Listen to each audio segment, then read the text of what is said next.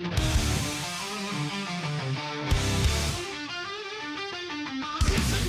Thursday night. I see Crispin's wearing tights.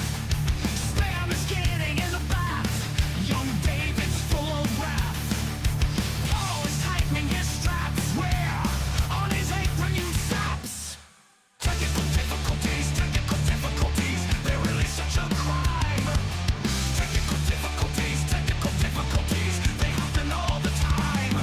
It's Yellow Belly Tabletop time. It's Yellow Belly Tabletop time. It's Yellow Belly Tabletop time. Cheese Me is on day release. Demon sub tries not to crease. And Ewok's keeping nice and warm in bed with Russian uniform. Meanwhile, the Candyman is opening another can. Technical difficulties, they're really such a crime. Technical difficulties, they happen all the time. It's Yellow Belly Tabletop time. It's Yellow Belly Tabletop time. It's Yellow Belly Tabletop time. Sometimes they're salty about the gaming biz, and nobody knows who Upworlder is.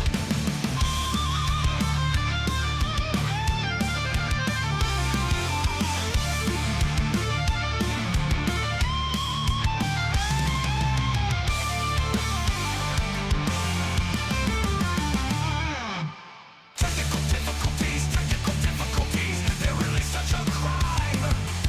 Technical difficulties, they happen all the time. It's Yellow Belly Tabletop time. It's Yellow Belly Tabletop time. It's Yellow Belly Tabletop time.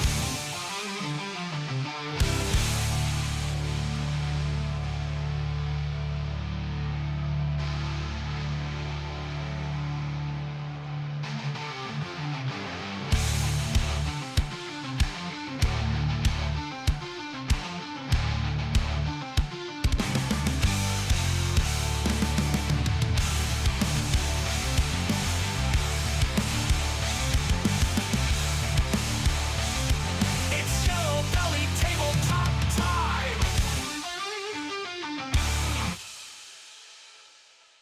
Badoosh! We're back in the room.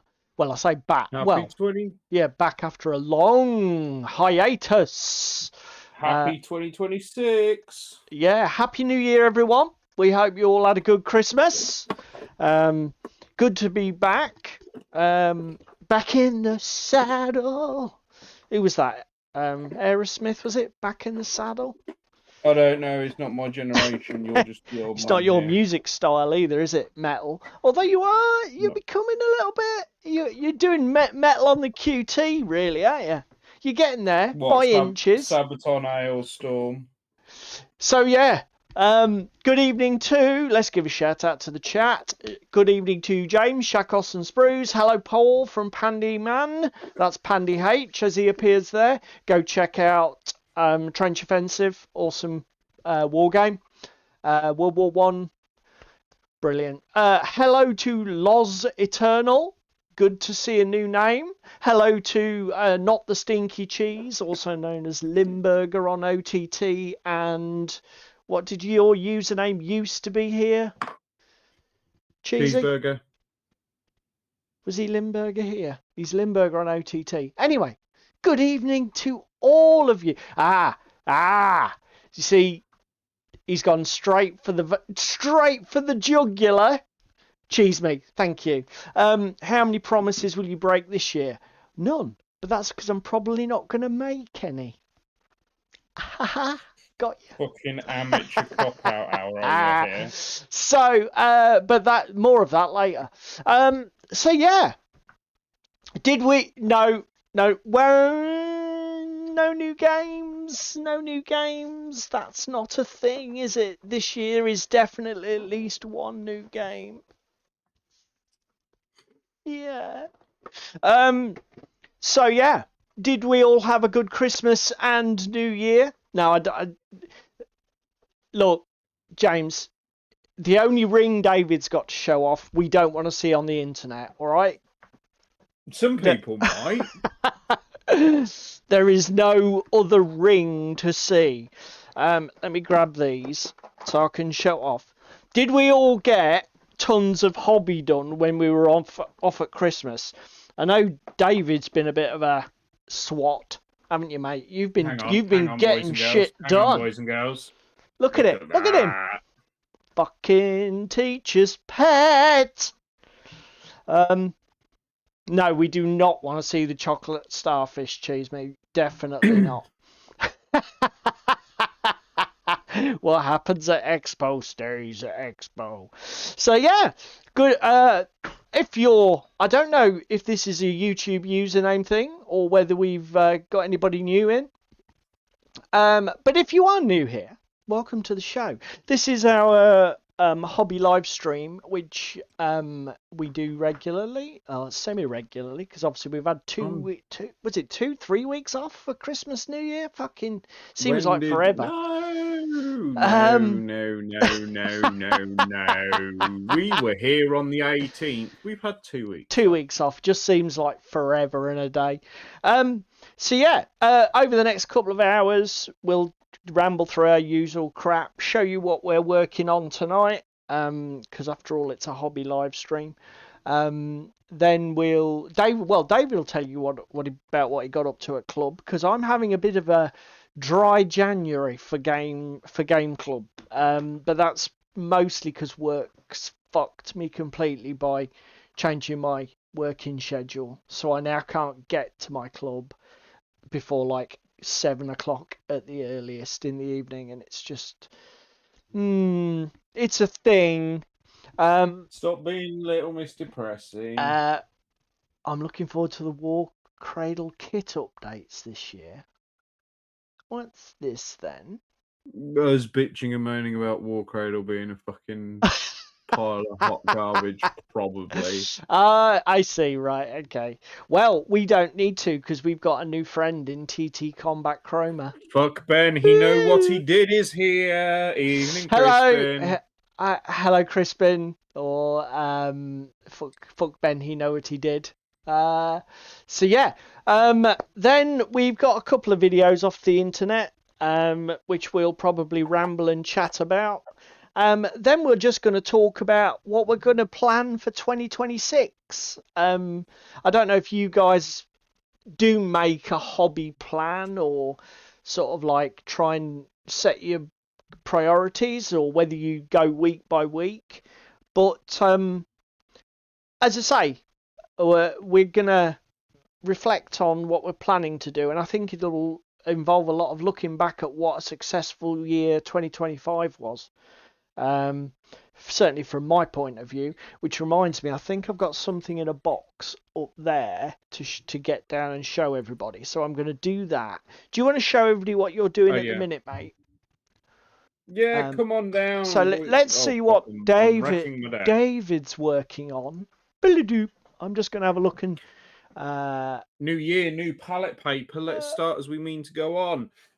Boys and girls, I did a thing. So between Christmas and the New Year, I have now primed all Mythic Battles Pantheon miniatures I own. Not that box. I have Zenithalled all but 2 of them. Where is the big boy that's not been Zenithalled yet? So we've got Fenrir, Headless Fenrir, that's not been Zenithalled yet. And then this little girl that missed getting Zenithalled, but they're the only 2 that I've got left to Zenithal for the entire Mythic Battles Pantheon range. Then, boys and girls, I have put basing material down it was last night and tonight. So all of my Mythic Battles Pantheon are now based with grit and sand and ready for painting. So surprised you didn't do that before you primed, or are you not painting them? I am painting them. Oh, okay. But it doesn't really matter because they're going grey. Okay, and it goes on fine without primer. And even if there's a bit of mottling, etc., we then apply snow because this is Yeah, fucking Ragnarok, so we can do what we want with the bases within reason. I'll be So the other thing I've found as well when I do dark grey basing, which we can come on into a minute, even if you get like patches that you don't cover properly, I just null oil it and it sits in the recesses and hides a million sins, doesn't it? yeah, so again, these guys, we just literally base coat wash, a little bit of a dry brush done. So yeah, we're doing that. We're doing a bit Carnivale. We're going to just chop and change and do some bits and pieces. I want to try and get stuff to match the artwork, so I've got to do some browsing on the internet for the artwork. Yeah, we've had productive right now. I mean, my desk is a shithole, but we'll gloss over it. Good to see James has The picked up other the thing paintbrush. I would like to show boys and girls at home was something that I printed between Christmas and the New Year. Which does look pretty I don't banging. think it will actually fit, but we're going to move it up there Give it your best and shot. see if we can make Hold it fit. at arm's length. That's what she said. Oh yeah. See? That looks good. Give us the So I've got an zoomed option in to look. put- Show everybody the layer lines so they can get triggered. It's not too bad. But again, do you know what? The thing is, this is the great thing about 3D printing is that you honestly, guys, paint it, put it on the table, it looks fine. Crispin says, David, you should pick up the Elegoo Centurion. Is this a new Elegoo printer? Probably, I've not nice. heard anything. So yeah, I've got some little roundhouses and Is the roof? thatch roofs. They do look good. Yeah, the roofs come off. Is it? That's for your medieval collection. Yes, it is for my medieval collection. The only annoying thing is they didn't bother putting any fucking texture on inside this on the bottom, so I'm going to have to get some dirt. Crispin says the Elegoo Centurion's an FDM. Self-leveling. All enclosed. Yeah, no, I get it. I get it. Huh. Well, anything's better than a bamboo because you're not paying for the fucking Apple equivalent of a price tag. So yeah, I've done a bits and pieces, boys and girls. We're going to see if we can have as a productive 2026 as I had in 2025. So we've got to start as we mean to go on. So Paul, you better show off what you are working on so I can get the fuck on with doing some painting, boy. Yeah, okay, mate. So let's go and swap this over. While you're doing So, that, I'm going to try in terms of what am I doing tonight, I'm back on Gotham City Chronicles. I finally got the Court of Owls miniatures finished that I'd been working on for several weeks. How many months? They could do with an anti-shine varnish, but I'll get around to doing that when I do it. Is that because they're AP speed paints first gen? No, this is one of the Vallejo model colours. This is violet red from model colour. Vallejo model colour was never that shiny usually. Yeah, it is, mate. Look at it. Gloss. I fucking know. I can see. It's fucking insane. I mean, I must confess, I do find that the model colour range is not very consistent with its texture in terms of its finish. Those are done.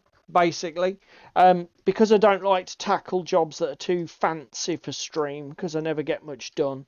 I'm just taking the ones that I've already painted, these thug models, and we're just finishing the basing. So Vallejo black grey, null oil, then a dry brush of neutral grey, probably something like that, just to give it a bit of depth. They're only bases for fuck's sake, and these are only board game minis anyway, so. Nothing dramatic. Then these are the heroes that you can pick for the first mission. I've already finished Batman, but we've got Nightwing, is it Red Mask or whatever the hell his name is. You've got two different versions of Catwoman. You've got the one in the purple kit and the one in the classic black. And then you've got that's the cop, forget her name, Batman hero, and that's Batgirl. So if we get round to it, we might do some Nightwing. To be honest with you, I'm just using it because I've got a bottle to get through. Once it's gone, it's gone. I will not be buying any more. I will be switching to one of my Christmas presents, Vallejo Game Wash Dipping Formula Black, because it'll do exactly the same thing.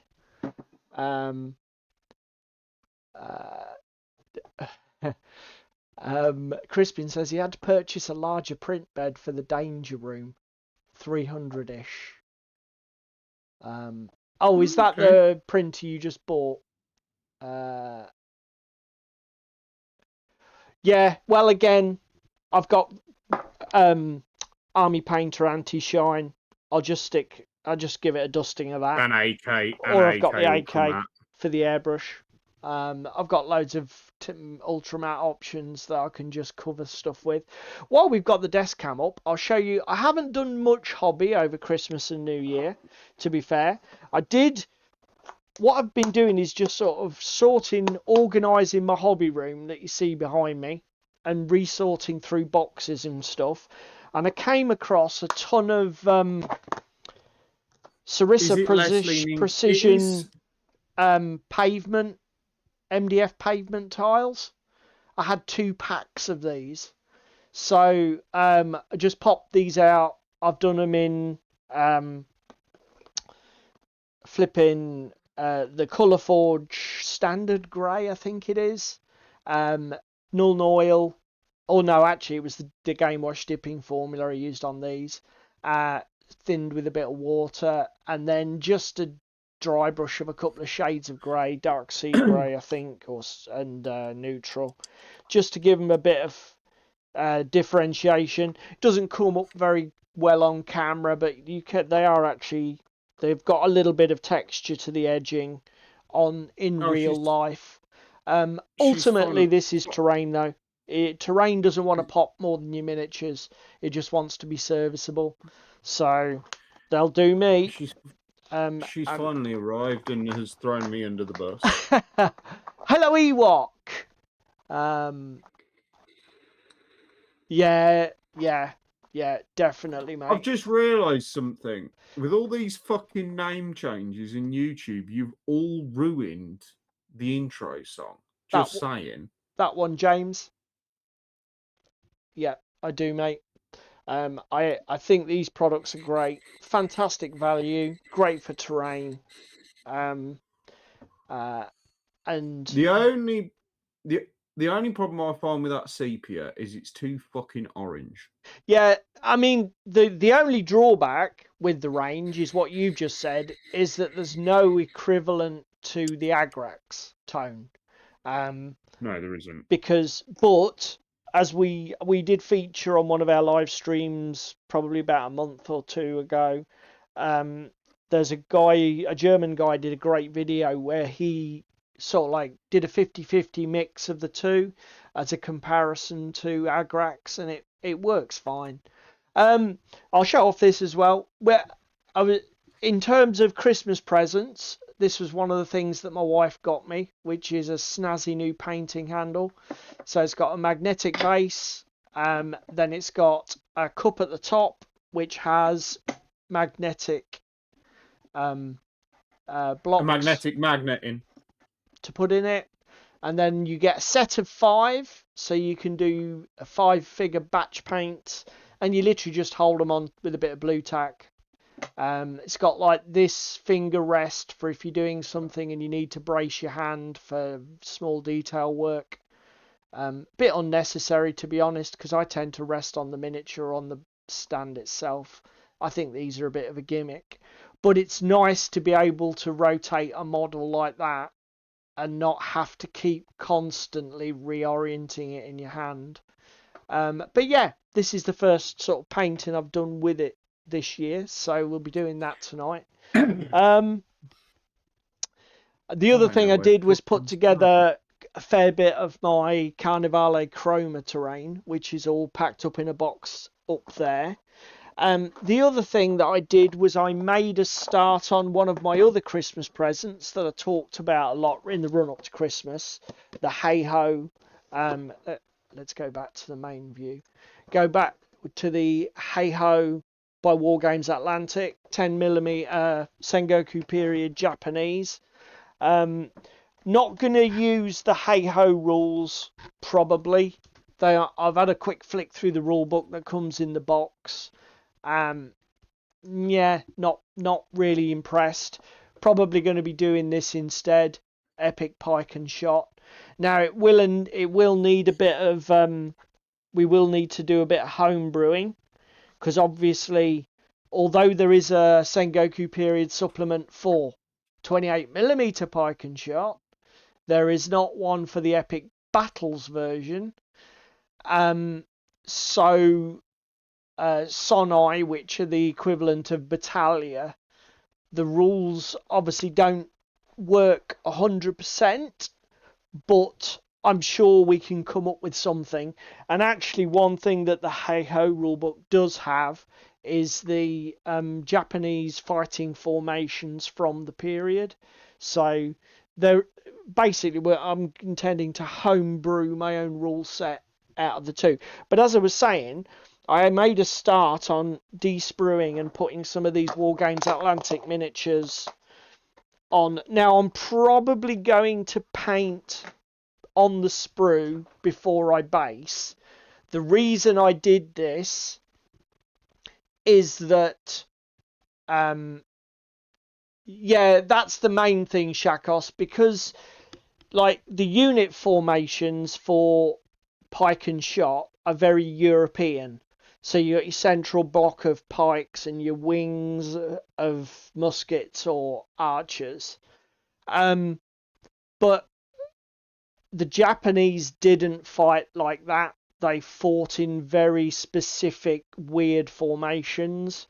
But I don't think it's going to take a lot of messing about with to convert. So these are going to be quite difficult, if not impossible, to paint like this. But the reason I did this as a test was that obviously the Wargames Atlantic sprues are designed to fit on 40 by 20 bases, and these are 60 by 20, I think.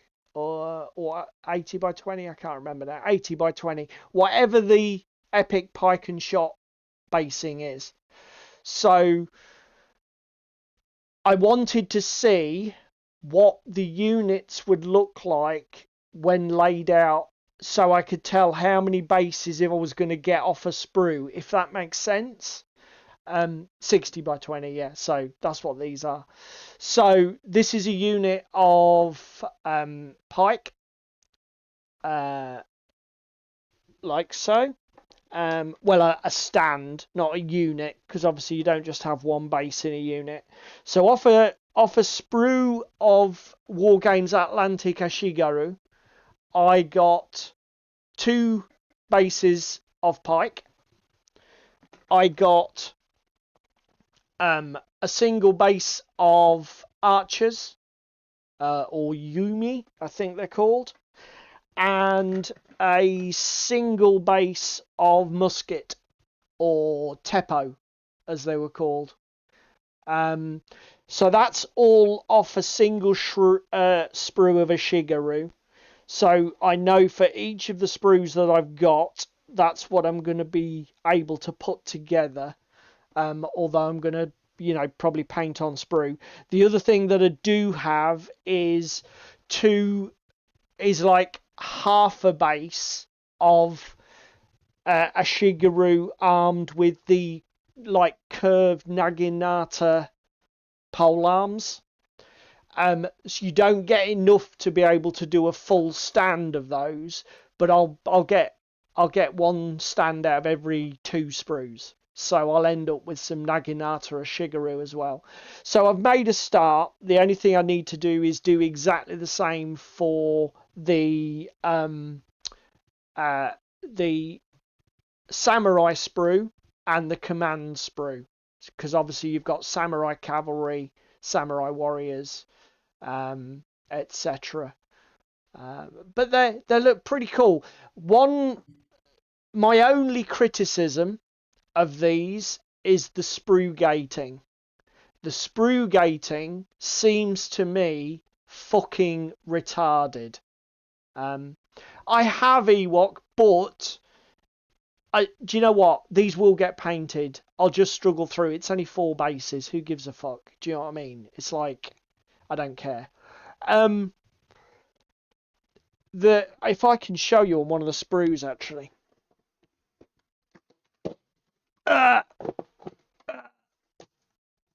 Is this an Shigeru? Yeah. So look at this, right? If you can see, look at the gating on the pikes. Now, it doesn't matter how good your clippers are and how good you are, you will get something left on those pikes, and they are not very robust, extremely fragile, and you can see That's ridiculous with how thick the gates are to Yeah. the fucking... Yeah. So actually building these 4 bases, cleaning up these bastard models off the sprue took, I don't know, 5 hours for just 4 bases. It's insane.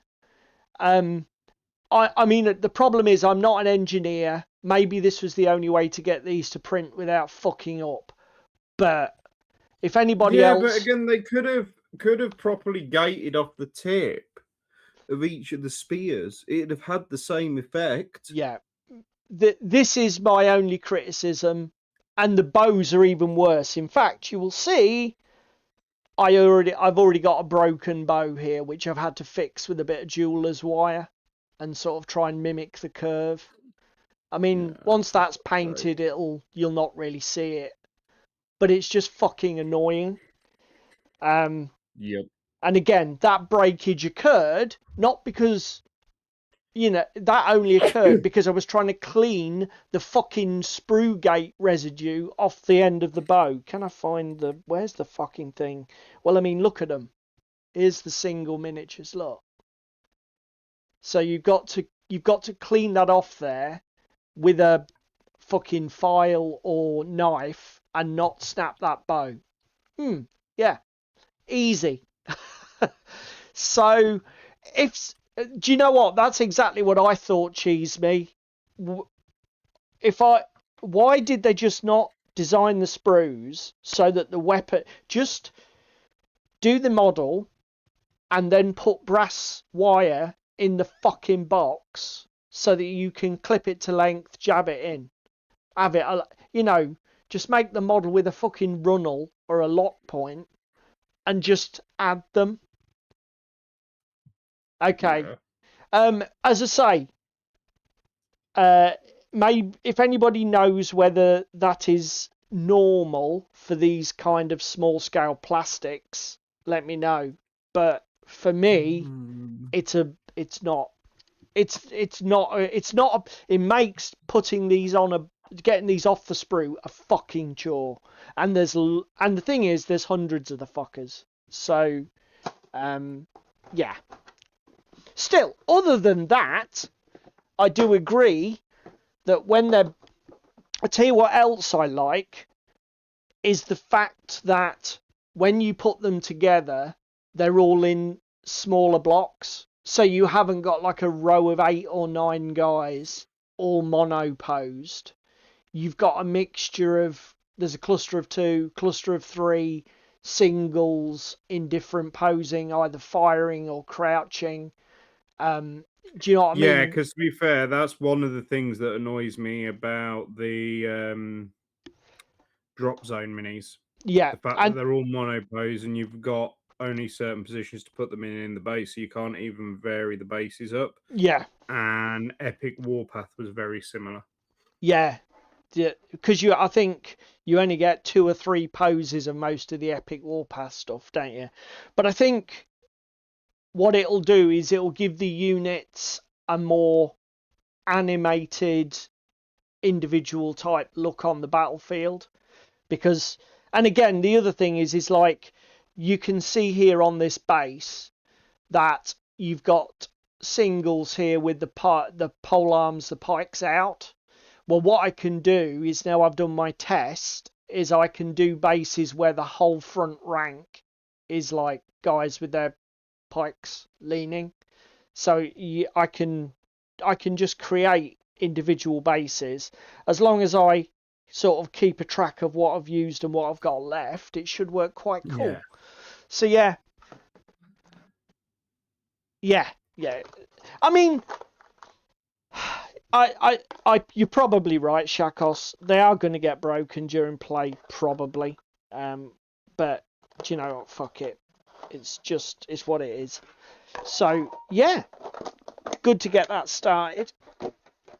Put that back over there. Let's go back to the overhead cam. Right, get that out of my way. Turn it off, otherwise battery will go flat. Ugh. So then, I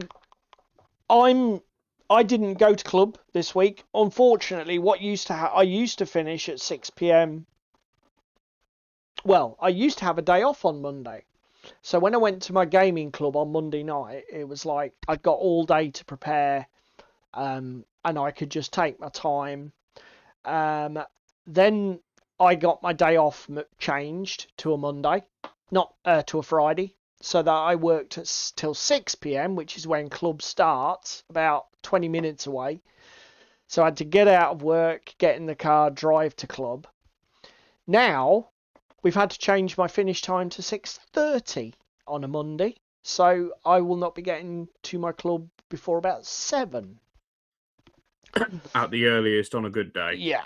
Assuming everything goes to plan, I get out of work on time. I don't get stuck in Peterborough traffic. Although actually being 30 minutes later means that it's actually slightly better for traffic. Yeah.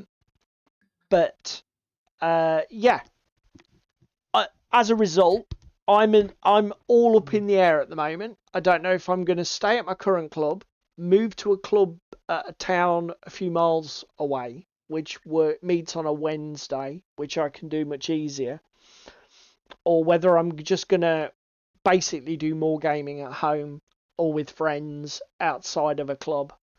As I say, at the moment, up in the air, don't really know. Still, what did you get up to at club on Monday, mate? Well, before we talk about club on Monday, Okay. should we talk about Saturday night? Oh, yeah, we can do. So we got together at David's on... Oh, that's not a good brush for basing. I don't want that. I'll be painting all fucking night to cover square inch. We played another of the scenarios from the Drowned City Call of Cthulhu, Arkham Living Card Game, sorry. Old brain. Arkham Horror Living Card Game. We played... wasn't the Grand Stair, it was Grand Vault. That's it. Scenario. And we did pretty good. I think we've got this Arkham thing worked out. None of us died. Well, we've got a guardian that actually does guardian shit. Yeah, you're not dicking around with a gun. Your fucking Mad Zoe deck when she gets her magic holy swords swinging, she definitely does the business. And then we've got Rex the alcoholic, who's very good at scooping clues up to keep the story running. And as I say, even my sort of like flex deck is able to do what he needs when he needs it with little tricks, whether it's pick up the odd clue or do a bit of damage here and there, take out some little creatures. So yeah, I mean, it was still... I felt that we were in control of the game. But barely. We literally ended one turn away from death, didn't we, mate? Because yep. I think we literally got out of we escaped the map with the objective completed, with literally the clock 2 minutes to midnight. To be fair though, I fucking called it like the 3 turns before we went into that vault of make sure we've got enough clues for getting the fuck out of here. Yeah. And you're like, no, it'll be fine, it'll be fine, it'll be. Oh shit, no, it's not fine. Quick. Yeah, but it worked. And again, Arkham Horror, the card game, it never ceases to impress me with how well tuned it is.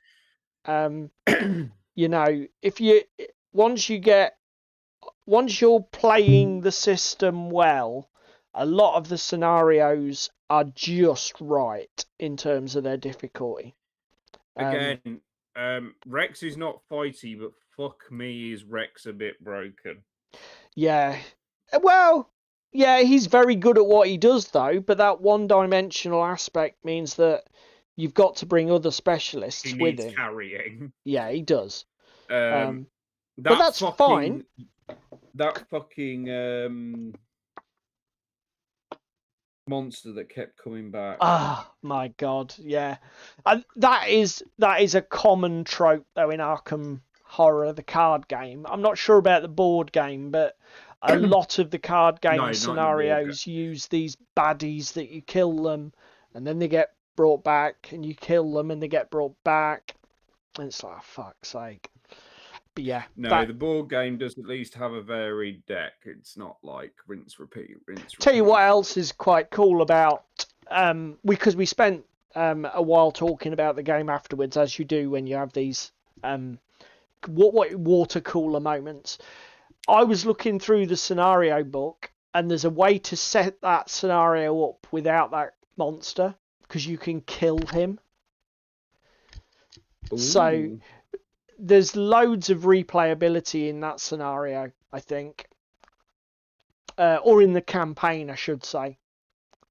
Yeah, Rex is awesome. No 5 gold rings then, no. Oh, I see. Christmas. No, we don't want to dwell on that. James says if we do gaming at home, we can do battle reports. We could, yes, James. And no. We could, but no, we're not going to, because it's the work that goes into them. I mean, again, boys and girls, I said, oh, let's try and get some filming. I didn't. I had the fucking flu between Christmas and the New Year. I was rough. Yeah. Not only that, it's not as easy as it sounds, to be honest, mate. I know you might have been ill, but, you know, to actually film any kind of pre-recorded content is not easy for YouTube. Total respect to those people who do it full time as a job. Looking at you, Ash. But I mean, again, James, having done my small series filming myself playing the Assassin's Creed board game with a simple overhead cam, etc. And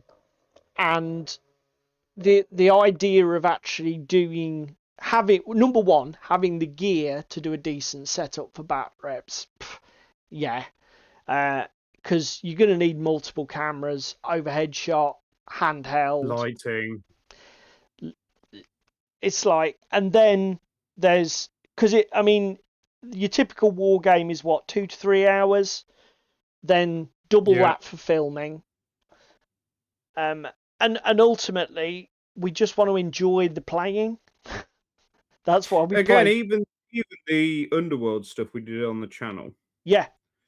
That took about an hour and a half filming when we were doing it, didn't it? Yeah. But it's then the editing and threading it all together. And yes, I didn't need to do the card overlays and the zooming in and out and all that. I didn't need to do that. But I think the problem is this is one of the reasons why I don't watch a lot of battle reports, is that because there's so much information you can't see or, aren't party to, unless everything is explained blow by blow, you often can't follow what the fuck's going on. A great example from my point of view is Infinity Battle Reports. I find them very hard to follow. Because unless somebody literally explains what modifiers are in effect, what special rules are in effect, you don't really have a clue what's going on. People just roll a You're just fistful of watching dice it, and go, that's a success, you know, make an armor roll. And it's just like, yeah. So we probably won't be doing them, but never say never. But it's certainly not on the it's not on the bingo card, that one, guys. Sorry to disappoint. Maybe when I am completely retired from work, bored out of my tiny mind, and just need something to fill endless days, I will just, you know, do it. But at the moment, indulge in it. my work's, to be fair, my role's changing slightly with work. So that's occupying a lot more headspace as time goes on.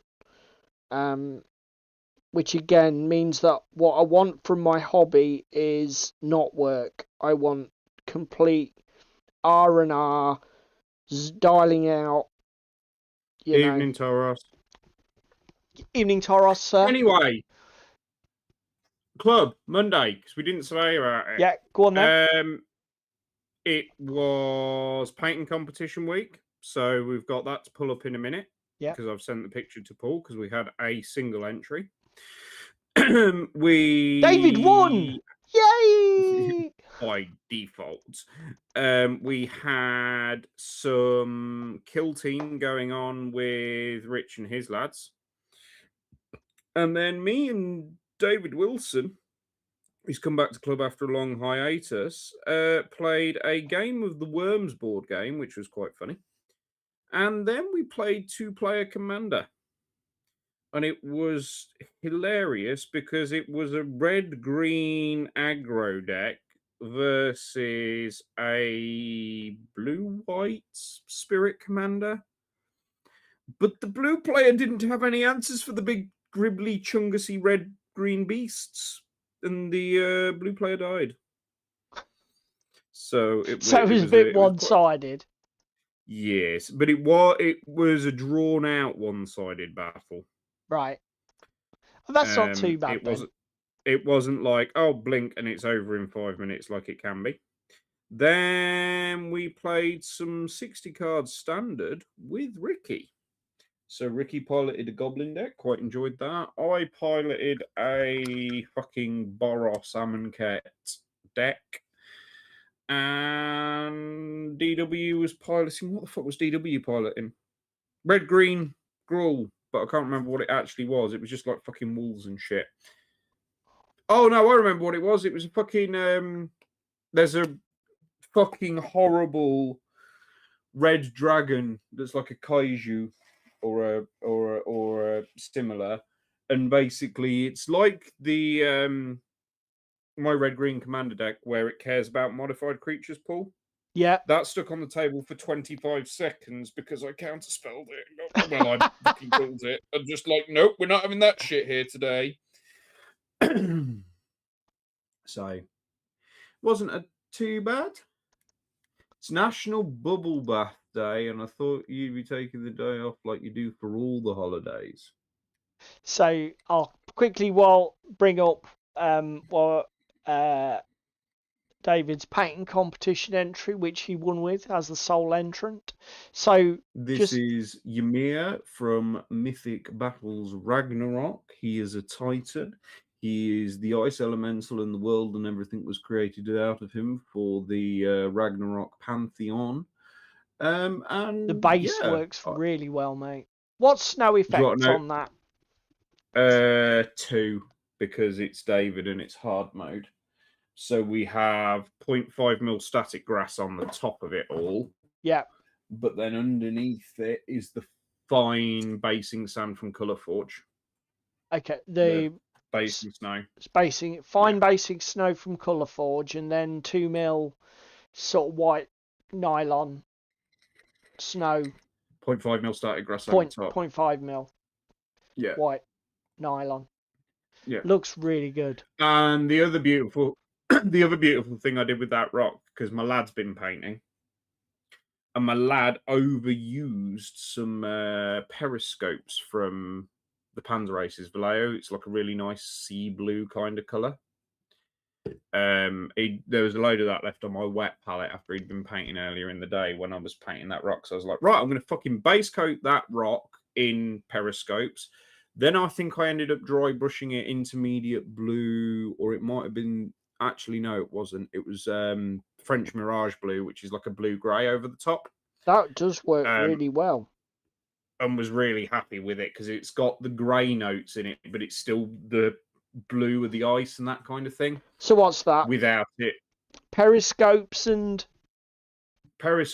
then intermediate blue just dry brushed over the top. Sweet. On that rock. Is periscopes, is that a Panzer Aces colour or something? It's a Panzer Aces colour. Fuck me. Yeah.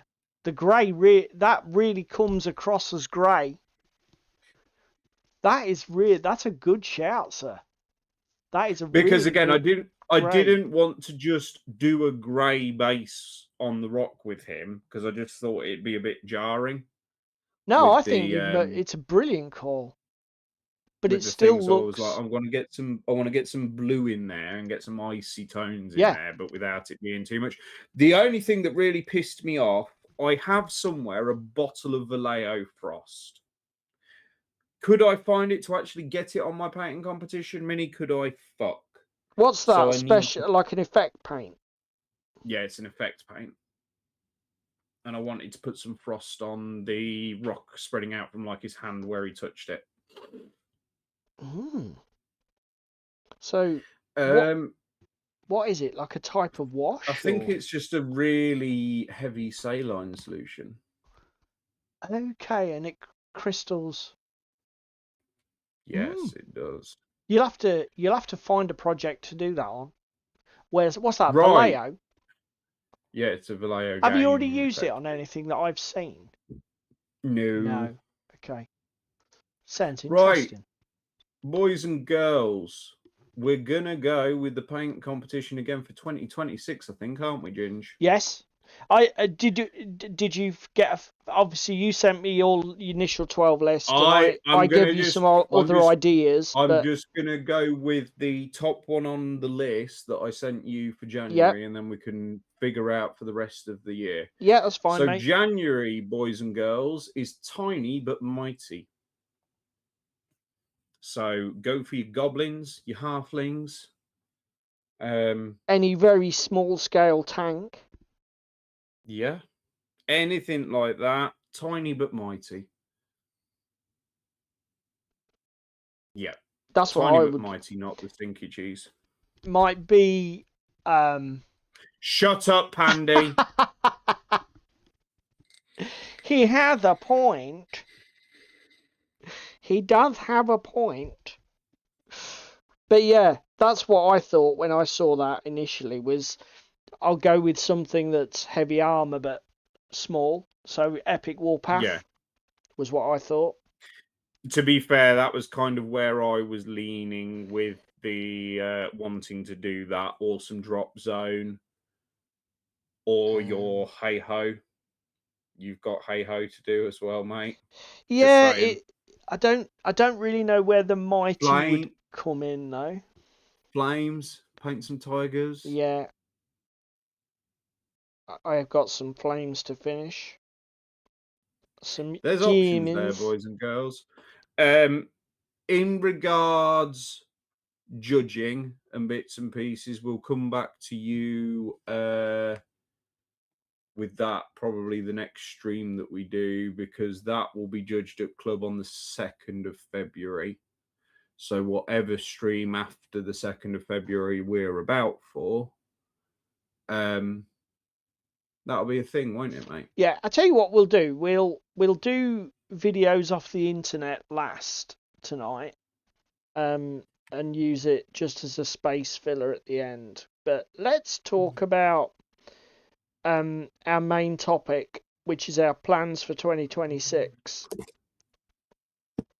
Because obviously that sort of like segues on from what you've just commented on. So the first thing, guys, is we're probably not going to be streaming every week in 2026. So thank you for your support and loyalty and being here and making the experience everything it was. But from my point of view, with work becoming something that I'm finding more engaging stroke draining, I really want the freedom, because we talked about two options. We thought, well, we could either stream every week but only do an hour, or we could stream every other week, do our 2 hours, but then in the off week we can just do hobby or get together for some gaming, or just do something else. And gives us a little bit of flexibility. Yeah. And we've been at this now for what, 2.5 years, something like that. Coming up for 3 in February, isn't it? I do believe on like February 22nd, it will be 3 years solid that we have done this. So we have, for the last 6 months, struggled with topics. It's not going to be just be open and honest there. Yeah, carry on, mate. Sorry, just saw that they were sharing out. Because we've been struggling a little bit with topics. Obviously, this issue now with Paul and his work and the timings, and stuff like that. We thought, well, it's probably time to just take a little bit of a step back. We're still here. Do bits and pieces like that, and then see where we go into 2027. We're not leaving, we're not abandoning, we're just going to change the schedule up. So the one thing I would highly recommend, if you're not doing so already, follow us on the socials. Yeah, follow us on Instagram or Facebook, where we post when we are going to stream, because obviously this is the first stream of the year. Because of other things that are going on, David isn't free in 2 weeks, so we're probably going to do 2, skip 1, then 1, and then maybe we'll see back what into the routine or whatever where we get to. But so January, February is going to be a little bit rough, but bear with us and follow us on social media, boys and girls. Insta Gimp. Then the other thing is, if you're subscribed to the channel, obviously on the boob tube, then whenever because I normally put the live stream on the Wednesday night, scheduled to start at the relevant time. So if you're subscribed on YouTube, you'll get the notification there that the live stream's been scheduled, etc, etc, etc.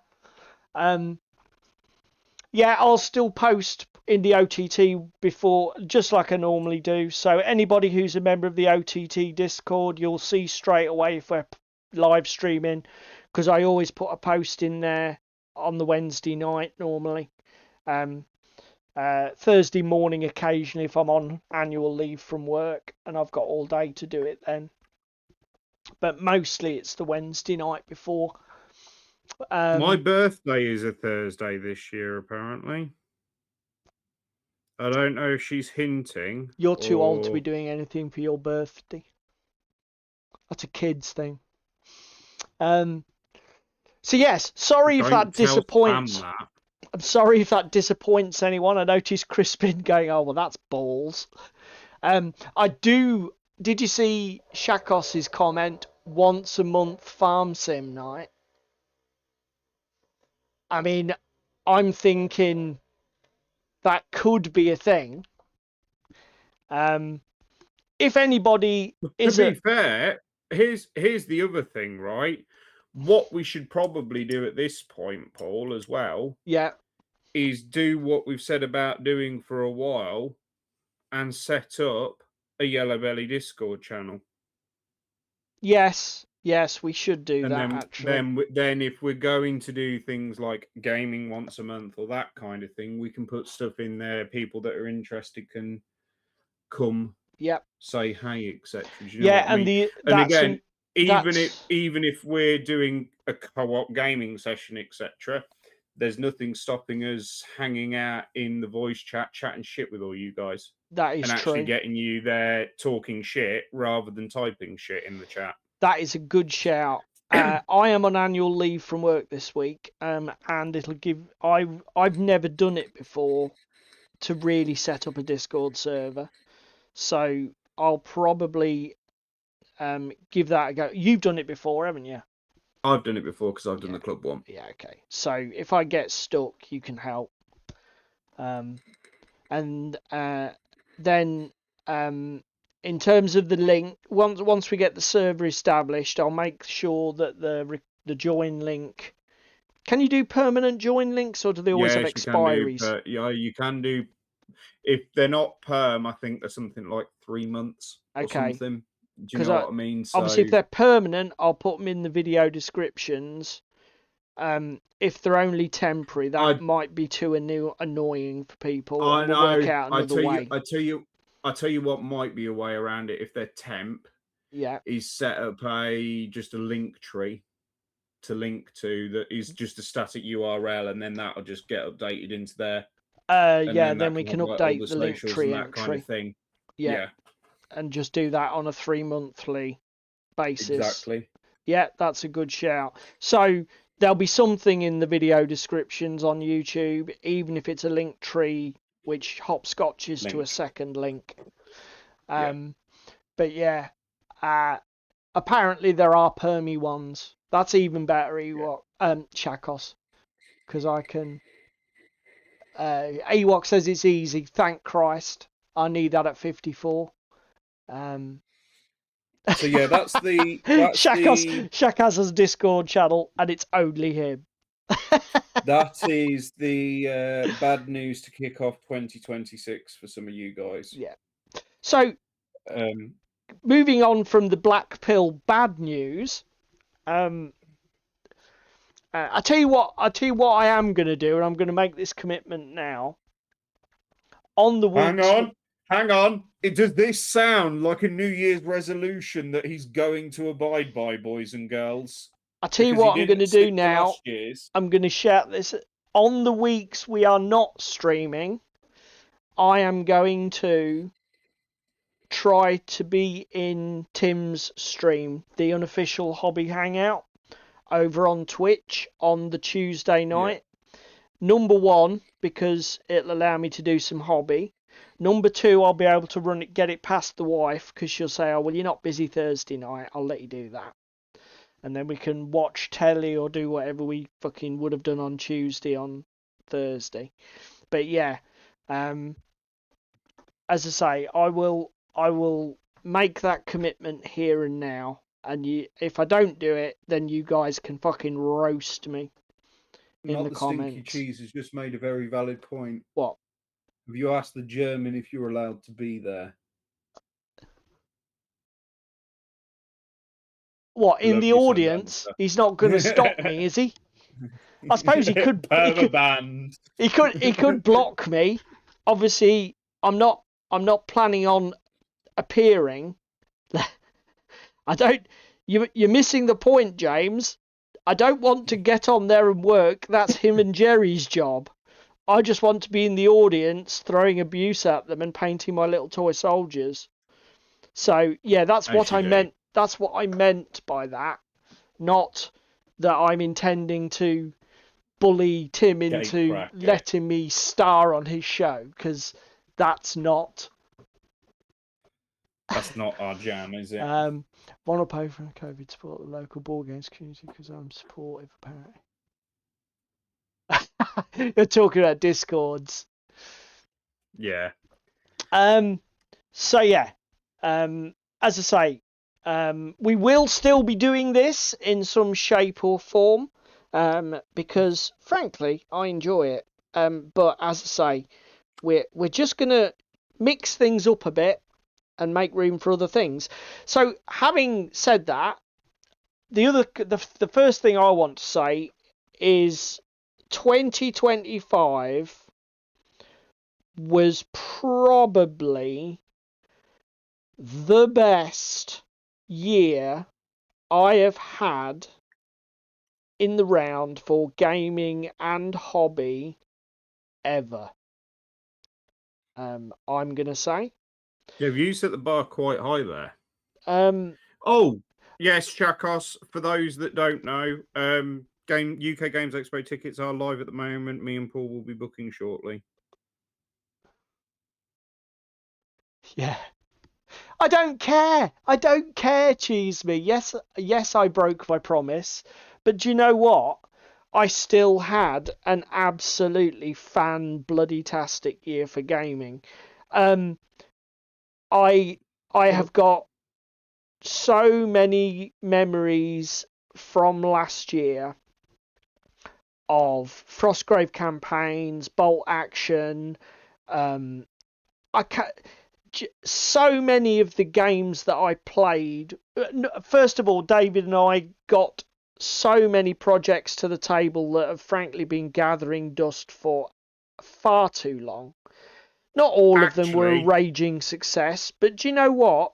I enjoyed the process of doing it, exploring can I Oathmark, Moonstone. can I be a salty bastard for 30 seconds? But it Yeah, does require like it the wouldn't news. be you if you weren't, mate. Boys and girls, me and Paul spoke just before and in the run up to Christmas, saying, right, 2026, we're going to get some drop zone to the table because it's not got to the light of day. Unfortunately, TT Combat have decided, because Yellow Belly Tabletop mentioned the fact that they were going to get a game to the table that they haven't played in a long while. Third edition is coming, boys and girls. Yeah. So, Fuck's sake. the curse of David, the curse of the cookie, lives on. Every time, just to warn everyone, every time David mentions a game, brace yourself for a new edition in the next 3 months. Because currently it's more predictable than night following fucking day. It's Oh fucking dear. terrible. Does anybody want a new edition for a game? And I'll look at getting into it. Yeah. And then you might get a new edition. Yeah, if anybody's got a tired rule set that they feel could do with an update, just put it in the comments down below. David will do his best. He'll do his best for you. You know, the old golden touch. Fucking hell. Yeah. So yeah, as I say, what about you, mate? What about 2025 for you? 2025, Average decent year? year. Well, I'd I'll say tell it's you the other decent. thing on my Similar to yourself, I got some decent memories. I would like to do a repeat of the Armada tournament that I did at Mantic yep. last year, and I would like to go back up there because that was a barrel of laughs actually for Armada. I was contemplating even possibly entering the Great Panithor boat race, but unfortunately it falls on a weekend that I'm busy. But I think they do a second one in like around the August bank holiday. What's that So then? I'll Is have that to an have a look at that. Armada That's an event? Armada tournament down in Oxfordshire. Oh, I see. Not Mantic hosted, but another group. Not Okay, Mantic got you. HQ, but more players, etc. But similar chill vibes. Yep. Good memories from the gaming. Had some real fun, both in and outside of club. So, like, we got what, 2.5? No, we technically did 3.5 campaigns for Arkham Horror, didn't we? Because we Well, I would did say Hemlock. let's not get carried away with Forgotten Age. That wasn't a campaign, mate. That was 1.5 scenarios. Yeah, it's a campaign though. Before we all fucking died. It's like less than 25% of a campaign. But But it was nice to get that to the table, get some of that done. yeah. The other thing that was quite nice, introducing Sam to what's it fucking called? You've got a load of terrain for it. Carnivale. There we Yeah. go. I can English. So looking forward to seeing how she develops her warband this year, what she paints and does do all that, and get some more games in together as a threesome, because that'll be quite enjoyable. Shut up, boys and girls at home. To be fair, Um, again, Carnivale is one of those games I don't think we've ever had a multiplayer game that's gone badly. Do you know what I no, mean? You know how sometimes you Uh, get like because I tell a can lie. think of That game where Sam was demoing that fucking Shadow Assassin, and she just fucking basically stole the rug out from both of us in the yeah. last turn because she's a bastard. Love you, babe. Are you back But yeah, it was. at? Sorry, Pandy. Are you back at the usual? Will we be with you? Are you staying where we are? Just wondering. Carry on, mate. As you were saying. Looking forward to UKGE. The other thing I'd like to just say, sort of partial news and stuff as well. Zartu have now got a second ZartuCon. They've got ZartuCon East in Norwich on the 31st of January. I don't think either of us are bothering to attend. A, it's a I'm weekend not. I'm busy, and B, we want to actually go support Dicini. Yeah. I'll be honest. Aside from the fact when we went before it wasn't very good, I am a little bit annoyed by that. And we commented on it on our stream before. With Dicini already being an event in Norwich, I get that Zartu probably want to have an event where they're the biggest dick in the room, and I get that they're a massive retailer, the massive online retailer now, probably one of the biggest in the space, certainly here in the UK, and I get all of that, but I just don't see the point of it. There's no need for We're the spreading the massive dick jam too energy. fucking thin. Do you know what I mean? It doesn't make any Yeah. sense to me. I want to So get up to Partisan again this year. I do. will probably try and do both partisans, because I really enjoyed, even though a lot of it's very similar, I'm enjoying partisan. The more and more I go to partisan, the more and more I enjoy partisan. So I will probably try and do both. Again. Yeah, it just depends how it falls with my weekends. That's all, mate. Yeah, That's sort of the show plan for 2026. So Dicini, Partisan, UKGE. Hereward. I'd like, yeah, Hereward. I would like to do another like ChillCon or the one down in Reading towards the tail end of the year. I wouldn't mind But CrackCon as well at Derby. I think that would have a great atmosphere. It's a way for us, but do you know what I mean? So we might get out. And again, this is the thing with sort of taking the foot off the gas with streaming on every week. We can indulge a little bit more in the weekends Yes. for going to the shows and the cons and the bits and pieces. Yeah, because we're freeing up that week time, it's easier to sell, weekend events on the old partners, isn't it, mate? Without looking like a selfish arsehole. Yeah. I need a drink. So yeah,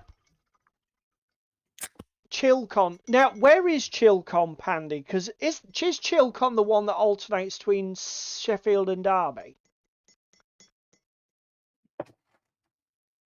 Because I've been to ChillCon once, and I've got a feeling it was It was Derby when you went. Derby way.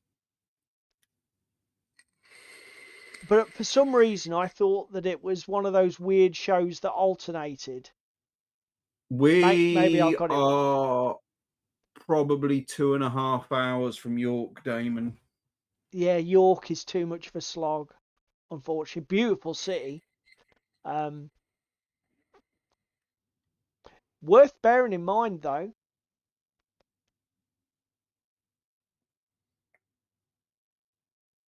Loz just became. Yeah, we did. I did meet you, Ewok, didn't I? Yes, mate.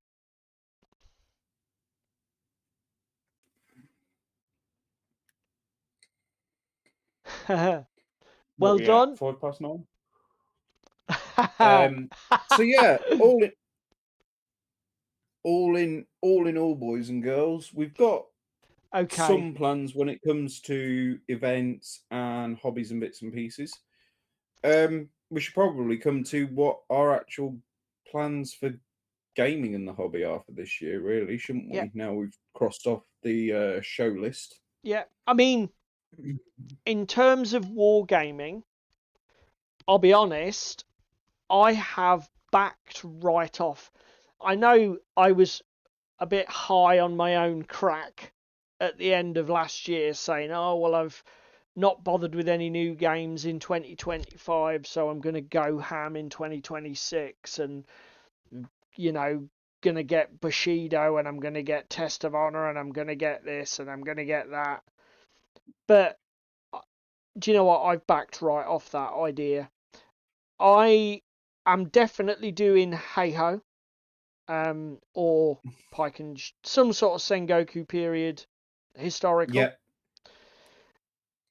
My plans to do anything else are shelved. I'll Well, be, I wouldn't necessarily say that. What more the point in the conversation we had was that we'd had quite a good year this year with working through the back catalogue. So, Mythic Battles, Wild West Exodus, all the shit that's getting new editions. So obviously we've got all these new editions to look forward to next year. yeah. But similarly, we've got stuff that we still haven't got to the table. 7TV. A Song of Ice and Fire, Maladum, Yeah, Gotham City Maladum, Chronicles, Batman Kicks, miniatures game I've never made you play, Kill Team. Kill I could Team I've easily never build made a you kill play team. I and could own a easily ton build a of. kill team with some of my stuff and play some. Do you know what I mean? Yeah. Again, I've got a load of not Wild West, Fallout Wasteland Warfare sat here on the table to finish to do, ready for the new edition that's coming. So again, I think a lot of what we are focused again, Flames. You've played 2 games of Flames and you've never really fallen in love with it, never really gelled with it, never really got on with it. I have played, fuck me, must be 15, 20 games at this point. I'm absolutely loving it, and I would like to see your enthusiasm come across and into it as an alternate historical for bolt action. Yeah. And then similarly, I need to get the fuck on with my bolt action so that I can start playing some of the Arnhem scenarios. Yeah. Yeah, doing something campaign based. Yeah. Yeah. I don't get me wrong. If I let loose the dogs of war, I could go out and buy at least 4 games with brimful of excitement and anticipation, and I'd probably really enjoy them. I could easily go and get Marvel Crisis Protocol. I love the way it plays. I could easily do Test of Honor, 0200. Jesus Christ. What else could I buy without not Bushido? I've just been attacked in private message. But do you know what? I think one of the reasons 2025 felt as good as it did was don't get me wrong, I still spent probably as much last year as I spent any other year. But I spent it on terrain. 3D printing was a great success for me. That was another thing that made last year awesome. I won't go into that too much because we did a whole bloody stream on it. But I got so much satisfaction and enjoyment out of blowing the dust off the toys that I've not been putting to good use and just pushing them over the line to get them to the table, play with the games. And I just want to focus on that. It's like talking about terrain, Paul, Pandy. I instead of getting into another game system, right? I want to build a terrain collection so that I can play your game pimped to the tits and really enjoy that experience. I've already got models for your game. It's such an easy game to play. I've got the 3D printer now. There must be a way that we can do absolutely mind-blowingly good trench systems. Because of Trench Crusade has meant that everybody and his dog has released loads of modular STL packs for trenches. And I want 2026 to follow the arc of 2025. Maybe I'll regret it. Maybe I'll wish that I'd gotten into more games. Maybe I'll feel that I've missed the boat on some things. But I don't think I will. You know? We played 0200 at Peterborough. It was awesome. I could buy it tomorrow. I've got World War II models. I could play it out the box. I've even got some terrain. Yeah. Or I could play Carnivale more. Because I don't play Carnivale enough already. Butcher and Bolt doesn't excite me, cheese me, I'm afraid. See, Blood and Plunder. Stop it, James. Blood and Plunder. Every time I see tables for Blood and Plunder, every time I see games of Blood Well, again, and Plunder, I think you've banged on repeatedly for a number of years now about doing Dracula's America, yeah, and you're still no closer to actually no. fucking pulling the trigger on it. Do you know what I mean? It's like Bec- it's all well and good having these high and mighty ideas of, oh, I could do this, I can do that, I can do the other, but it takes commitment and resolve. And again, you've got enough of a project on with your hey ho, etc., Yeah, to just go, well, actually, I just want to point and click with the rest of my hobby. Because again, hey ho, you're going to have to build the rules, build the yes, miniatures, yeah, build the terrain and the table. Do you know what I mean? You've got a lot of work to do there yeah, without overextending yourself and saying, oh, well, fuck it, I'll do some Bushido, etc. I yeah. mean, again, the Another rule annoying set, thing, another miniatures yeah, collection. the annoying thing, if anything, and this is just sort of my 2 cents on it, right? You bought a lovely Japanese table Yes, at UKGE in yeah, 28mm. yeah. And now I know you can use that for like your Infinity and bits and Yeah, pieces. that was exactly the game, because I had exactly the same thought as you when I started to back off the idea of doing 28mm Japanese. And then I thought, hang on a minute, can you imagine that combined with some Infinity sci-fi stuff? So you've got like this weird sort of like Japanese sort of Shinto like, Palace, yeah, yeah. like this is an old Japanese historical site, but in the 27th century, and it's like, oh yeah, that would be cool as fuck. But yeah, that's like the only disappointing thing from that is because you're going to get some use out of it, but you're not necessarily going to get as much use as you thought you were going to get out of it when you bought into it at the show. Yeah, Do you know what I mean? but do you know what? Every year's a new year. Like, even if I look at the games that we've spent money on and not played properly, you know, Mm-hmm. I have probably, because I backed the Kickstarter initially, I must have like 350 quid, 400 quid worth of A Song of Ice and Fire. Never played a single game. It's probably on its 3rd edition by now. It'll end up being a game that's dead and gone before I ever play it. So, Yeah. yes, it's a shame I've got that MDF terrain and I don't have a 28mm Japanese game to play with it. But I've got 7TV.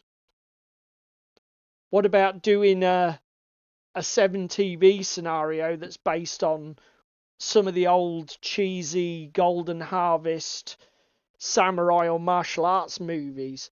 How about doing, Yeah. what is it, bloody 7 Ronin as a test of Well, as a 7TV? Mm-hmm. Yeah. Do you know what I mean? I know what you mean, mate. And I mean, again, similarly, we've seen we said about getting is it Hayland miniatures that do the fucking Monty Python stuff? Yeah. And we said about getting Monty Python to do some Monty Python skits for what's it called, for 7TV, didn't we? Yep. Yeah. I think it's Hayland, Hay Land. I'm fairly sure it's Hayland 7 miniatures. Samurai, that's it. Yeah, 7 Samurai. You know. So, yes. So we've heard about your bits and pieces briefly. Yeah. What about you? For me, what's your plan? I need to get through some of my terrain. Yes, I can 3D print stuff for like my new medieval stuff that I'll come on to and talk in a minute. But I've got drop zone terrain still fucking built with just MDF. I need to just rattle can prime the shit out of it and use an airbrush and get on with it. Yeah. And now I've got decent quality airbrush, it should make life way easier. I'll be honest. I need to get on with that, get that fucking done. Also, it's a game I don't really have good terrain for, so it would be a great one for you to focus on. Well, again, similarly, this then kicks into Epic Warpath. Get Epic Warpath to the table that we had from last year. Yeah. We've got terrain without really fucking investing in buying a whole new set of terrain. Exactly. I may end up getting into Team Yankee. But the main reason for me getting into Team Yankee is to support Ricky. Yeah. Because Ricky is more than likely getting the British box for his birthday in February. So I've said openly, I'll buy the Warsaw Pact. Okay. Playing I mean, I'll be honest, if we play more Flames, I'm not saying I won't. See, the other thing is, I'm not saying that I won't. I'm saying my intention right now is to take the same approach as I took last year. And be more discerning with your purchases and your choices. Yeah. And again, like I say, if we play Flames and I really get into it, and then you and Ricky just start playing Yankee as well, that's fine. I'll just buy German Army or whatever. Do you know what I mean? Yeah. Because I haven't got to worry about collecting terrain for it, or if I'm piggybacking on what you're doing, the commitment from me is far less. And that's what I mean. Like, my current Flames table will work for Yankee. The only thing I need to do is probably buy some metalled roads, which I need to do anyway, let's be brutally honest, because the amount of times I'm playing on dirt roads is a little bit annoying because there was tarmac in the fucking 40s. Yeah, well, to be fair, you can see the ones you bought me for Christmas. So David's Christmas present to me was a fantastic set of metalled roads from, what's the guy's name in eBay? Fat Frank, I believe. Fat Frank, yeah.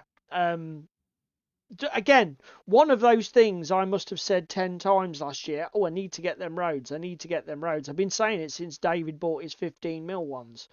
But, oh my God, they're so cool. And I can't wait to get them to the table. They're definitely going to see a lot of play in bolt action. And again, that was half of the reason for buying them, because it was something yeah. that I knew you would use, etc. Definitely. speaking of which, Paul's Christmas present to me, Carnivale, World's Fair After Party. Miniatures are nice. Little bit of a pain in the arse because they are, how shall we put this? Fucking ostentatious with the sprue gates, particularly on small pieces like ponytails and daggers and everything else. Actually, really well numbered, the sprue is, with letters and numbers for all the individual miniatures. There's no options on the sprue, so what you build, what you get is what you build. And the gates are a little thick in a similar vein to Paul's Hey Ho miniatures. They're a little bit So that's the overkill for what they've got. yeah. So that's the downside to them, and I think the model with the fewest parts was 5 parts. Some of them had 13, 14 parts. It's not me being salty for TT Combat. It's me just saying they're good. They're good miniatures. I've not put brush to them yet, but they leave a little to be desired. But that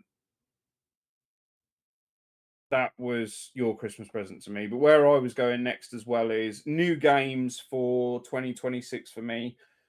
I'm not going to go mad like Paul isn't either. I think I've said to you, I would like to do a fucking mech game this year.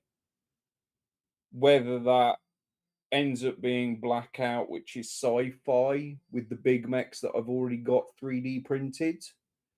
Whether that be Hard War when that actually comes to release from the Kickstarter. That's a thing. I would like to do some historicals this year. So my bolt action, I need to get to the table. But secondly, I've been on a little bit of a deep dive since we played Saga, looking at Viking and Anglo-Saxon history, particularly in our local area, because we were part of the Danelaw with Hereward the Wake, who then went and kicked the shit out of the Normans and stuff like that as well. So all of that has been bits and pieces that I've been looking at. So I think for myself, I'm going to get a warband that I can play Saga with. And Because you're I've looking been at looking at, pillage, aren't you? I was going to say, I've been looking at Pillage.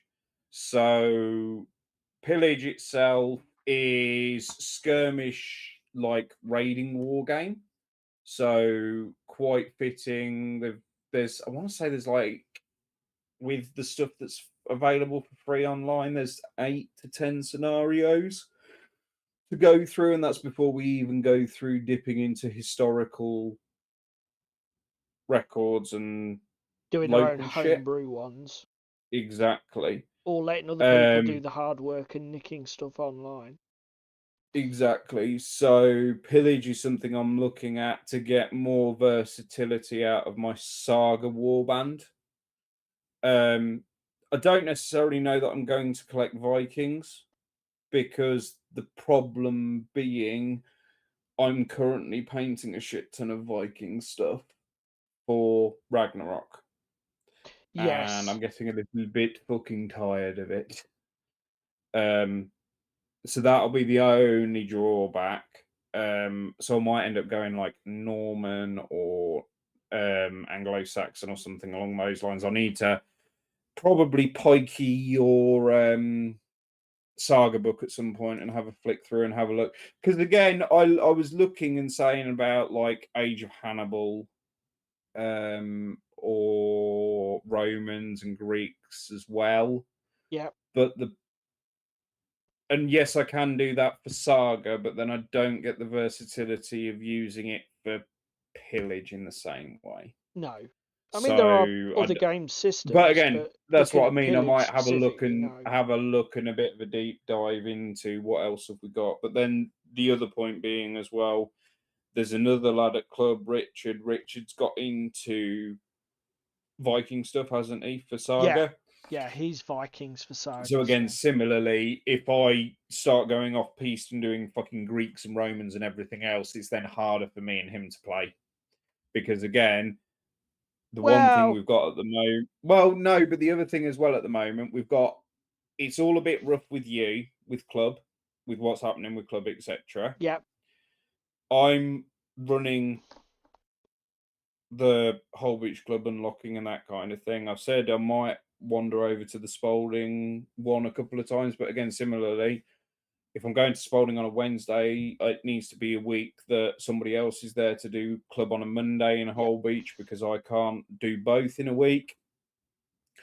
And I want to play with you, and obviously we can play with our weekends and stuff, but we don't necessarily get the same experience as what we have done in the tail end of 2025, and say once a month we're playing a game at club as in supplement to our extra weekends, etc. Yeah. And again, this feeds into why we said we're probably going down to every other week once we get the schedule sorted for the channel, because it then feeds into allowing me to go to Paul to come here, us to do shit together, that we'd usually be doing on a Monday night at club, in that regard. Particularly because of my work schedule. Currently, basically, I drive through Hull Beach after work. So Yeah. I'm literally driving past your house almost on a Thursday night. So, as I say, it very much fits into that, doesn't it? Yeah, it definitely does. So yeah, I think 2026 for me is going to be a quiet one. I'm hyped for some of the new additions that are coming. Like, I can't wait to see what happens with Wasteland Warfare.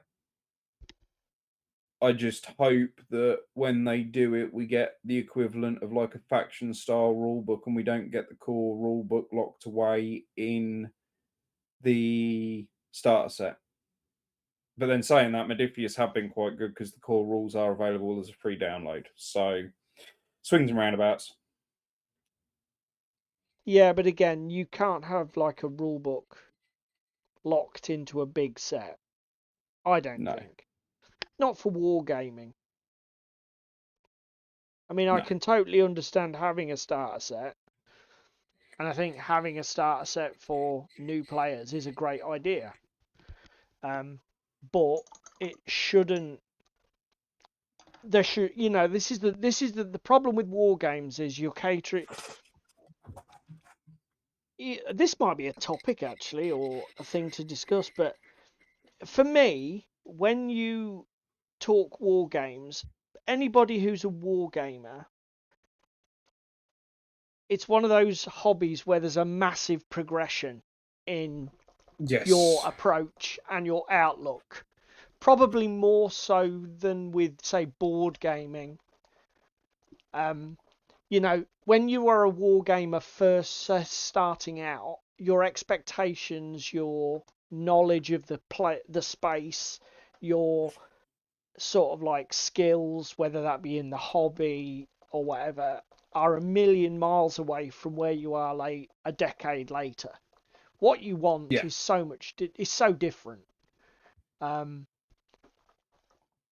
You know, and for that reason, I get it, and it's difficult for manufacturers because you've got two markets, particularly if your game's got any kind of maturity or age to it.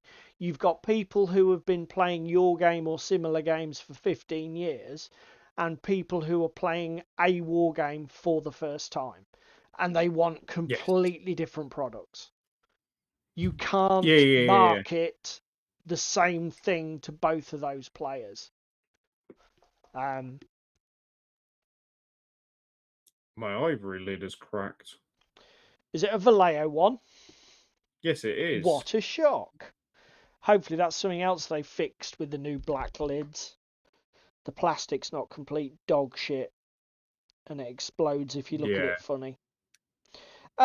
So yeah. See, I'll tell you the drawback to the new Vallejo bottles. Go on. They do not seal as well when you pull the top out to put your mixing ball in. Because I bought a gunmetal for my lad for Christmas because he's been doing some painting and bits and pieces. Yeah. And I didn't like pulling the lid out, it's not as nicer experience. And again, because of the shape of the lid, you always get that little bit of ooze as you pull out the old style lids. Yeah. It doesn't run down on the old style lids. It stays there beaded up. Yeah. And you can drop the ball in and drop it back in, and you don't end up with messy hands. With the shape of the new dropper bottle lid under the hood, it just fucking runs down the sides. There you go. Right. Runs down the side of the bottle. Oh, actually, while we're on the topic of talking about paint, because David's gone on a fucking side quest. TT Combat. I said this when I was first reviewing these paints. The coverage is good. It's fucking amazing. And the colours themselves are fucking good as well. TT, if you're going to reformulate, can we just change the fucking size of the nib, please? Because it's so fucking small. It's like a fucking hypodermic needle. Amazing when I only want a tiny drop of paint to just touch up something, but fucking dog shit when I'm trying to base coat something in a certain colour. Because you're constantly fucking going back for more. Yeah. So that's our plan. What about you guys? Sound off in the chat if you've got any plans, have you got any specific hobby projects? Obviously, Crispin's already said about his danger room. I don't know if that was entirely serious or whether that was a bit tongue in cheek. Where's me orange brown? But whether you're doing something for a new game or something for an existing game, whether that's a campaign commitment or a terrain collection or whatever, yada yada.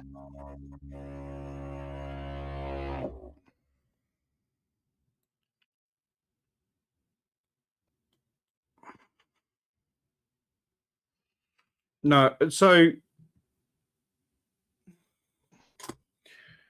is it time, while we wait for some people to shout off in chat, to gap fill with the news? Yeah, let's do that. Just let me finish painting. No, there's no pressure, mate. I just thought it'd be worth it while people are shouting out, and then we can come back to what everybody's working on in the PBC board game models. Are a cunt to paint when the detail is not very well defined. Just saying.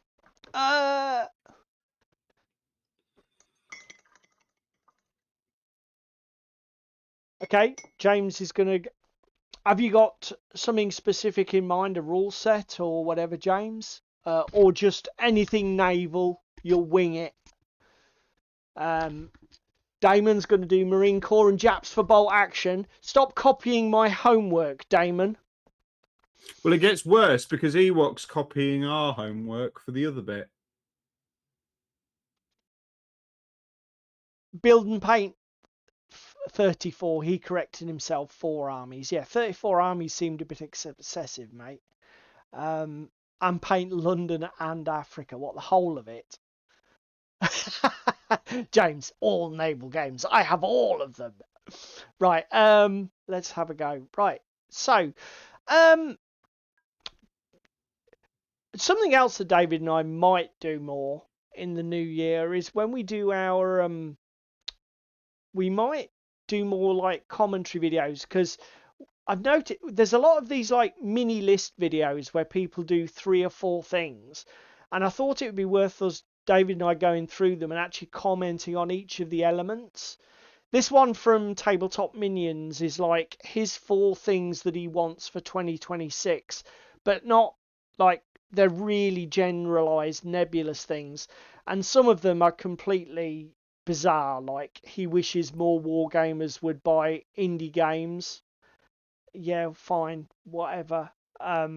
Some of them are pretty cool. I mean, the first one is very good, which is helping wargamers begin better. Their lot. basically saying manufacturers need to think about their starter sets. Pretty much exactly what David and I have been saying. Starter sets are needed for wargaming. Because, I mean, again, some of the Osprey book games are awesome. No beginner is ever going to play one. They're very much a product for an experienced wargamer. You think somebody's going to buy an Osprey Blue Book game for their first wargame, do you? No. Just think about who you've just tarred with the same brush. Who? Mike Hutchinson and Yeah, well, fucking... I stand by that. No, I think you're completely Nobody wrong. is going to play Gaslands as their first wargame, even if you want to call it that. Or Hobgoblin. It's just not going to happen. No, I'm not saying Hobgoblin, because Hobgoblin doesn't come through Osprey. But Frostgrave? I'm calling it now. Only somebody who's already exposed to wargaming as a concept is going to play Gaslands, and they might get it off a friend. They might get the bug off a friend or a club member. Do you know what I mean? Nobody is going to go to a shop, buy the Gaslands rulebook, buy some templates, buy some cars, construct some terrain. I'm Frostgrave. Again, it's not going to happen. Not going to happen. That is never going to be somebody's first war game. And I'll die on this hill. Argue with me if you like, guys, but I can't see Frostgrave being anybody's first game. There was a guy who did a channel where he just played Frostgrave with Lego. And if that was a wider thing, maybe. Because everybody's got Lego laying about. But yeah, I'm not saying that Gaslands isn't a fantastic game.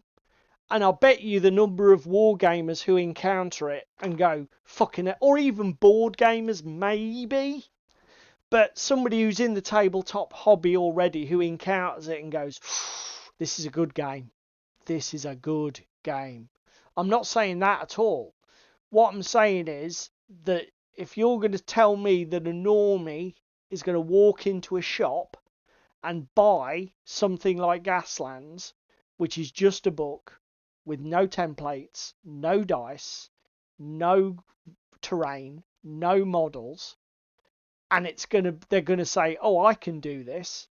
No, they're not.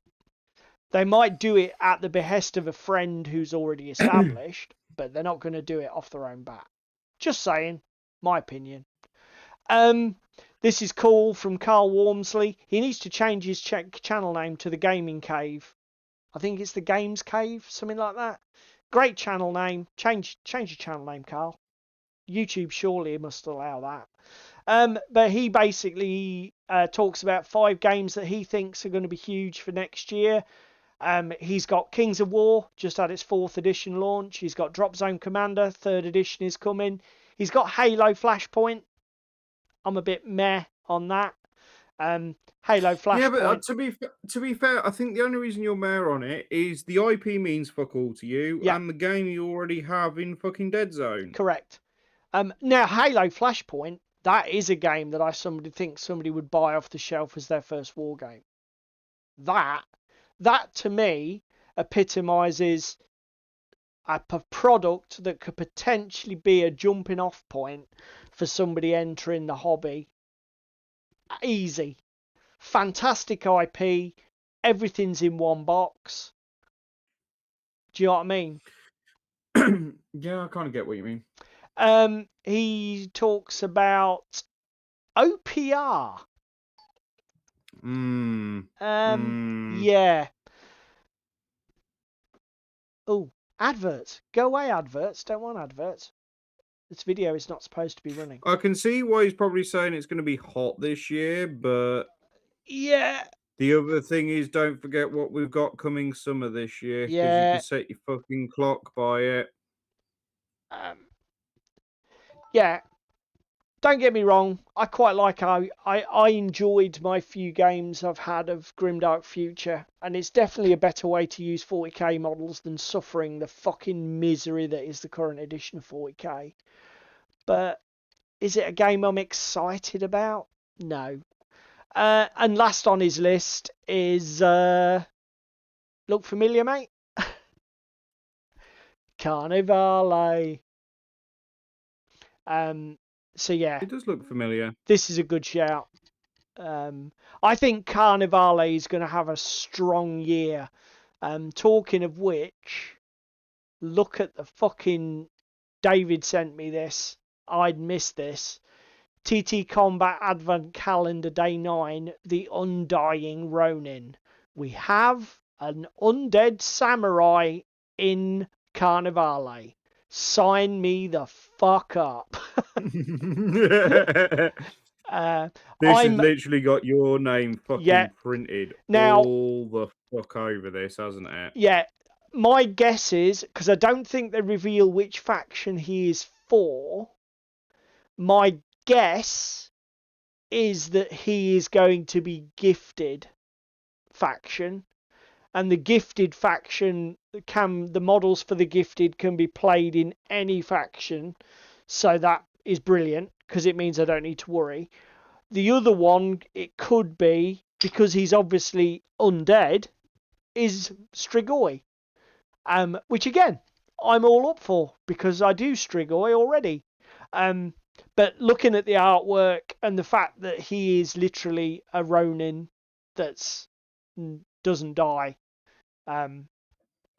I think it's going to be gifted, and he's some sort of like weird undying demigod thing that's possessed of What Carnivale do you have, Ewok? But yeah, fucking sign me up, mate. This is going to be so damn good. David Yes, also there is. Go on, There mate. is Strike Team Commander coming Shakos, but it's a game that me and Paul passed on. Oh yeah, to be fair to Carl, he actually mentioned Strike Team as well. Again, I watched the demo. The thing is, this is something that's going to be my philosophy in gaming going forward as well. I think is that for me to get into a game, there needs to be something about it that doesn't have its box ticked by something I'm already doing. I looked at Strike Team Commander and thought, yeah, but I like Firefight, and I already own Firefight, and I don't like 40k, but I already own them models as well. So why do I want another 28mm medium-sized war game, sci-fi war game? I don't. As far as from what I could tell, there was nothing unique about the way it played. There was no clever rules to justify it. Do you know what I mean? So immediately I'm like, pass. And similarly, I was out because it's not got the same look and feel as DZC. It's the same way that I wasn't a huge fan of Drop Fleet when I played it. I got the starter set relatively cheap though, so it's no great shakes. I just didn't like the way it played. Drop Fleet. It Yeah, seemed I a lot think of we need fussing to. about for fuck all. I think we need to give Drop Fleet another go because it has been tidied up since we played it. I was 'cause going to we say I played think the we played an original older first edition. Yeah. Yeah. So, because again, we don't have a real. I mean, I've got X-wing, but it doesn't really count. I mean, I'm totally up for a space combat game, and I'm glad we tried it. But as I say, I just remember being massively underwhelmed and thinking, yeah, this is more work than it's worth. Yeah. With all the altitude crap on the bases, and I just remember it being a pain in the tits. I mean, Yeah, and the bases weren't amazing either because the bases were fucking what's it called? Got them stupid little fucking pins in for the altitude and everything else. Yeah, it just seemed a wank about. Talking of, I mean, again, just sitting here talking about TT Combat has made me think about Rumble Slam. I played the demo game Yeah. of Rumble Slam at UKGE, and I'm like, this is a fucking good game. Do you know what I mean? I could easily go and buy Rumble Slam tomorrow. But I already have Blood Bowl that I barely play. I already have. Do you know what I mean? We haven't played fucking Guild Ball. We've only ever had one game of. Don't forget though, mate. The reason you don't play Blood Bowl is because it's degenerate as fuck because it comes from a certain company based in Nottingham. True. Guild Ball, I think we would play more if I had some miniatures. Because at the moment I have nothing for it. And I don't have two teams either. And thirdly, you said about getting into Rumble Slam for your grandson, not just for you. Yeah. Although bizarrely, my grandson Oliver, turns out he's got massively into bloody what are those Japanese comics, bloody manga. So he's a complete manga head. Basically, everything we bought him for Christmas was manga, books, statuettes, fucking. So, a manga-based game might be more something that captures his attention now. Maybe even Infinity, although that's a big ask for somebody's first war game, particularly a teenager. How to turn somebody off wargaming very quickly.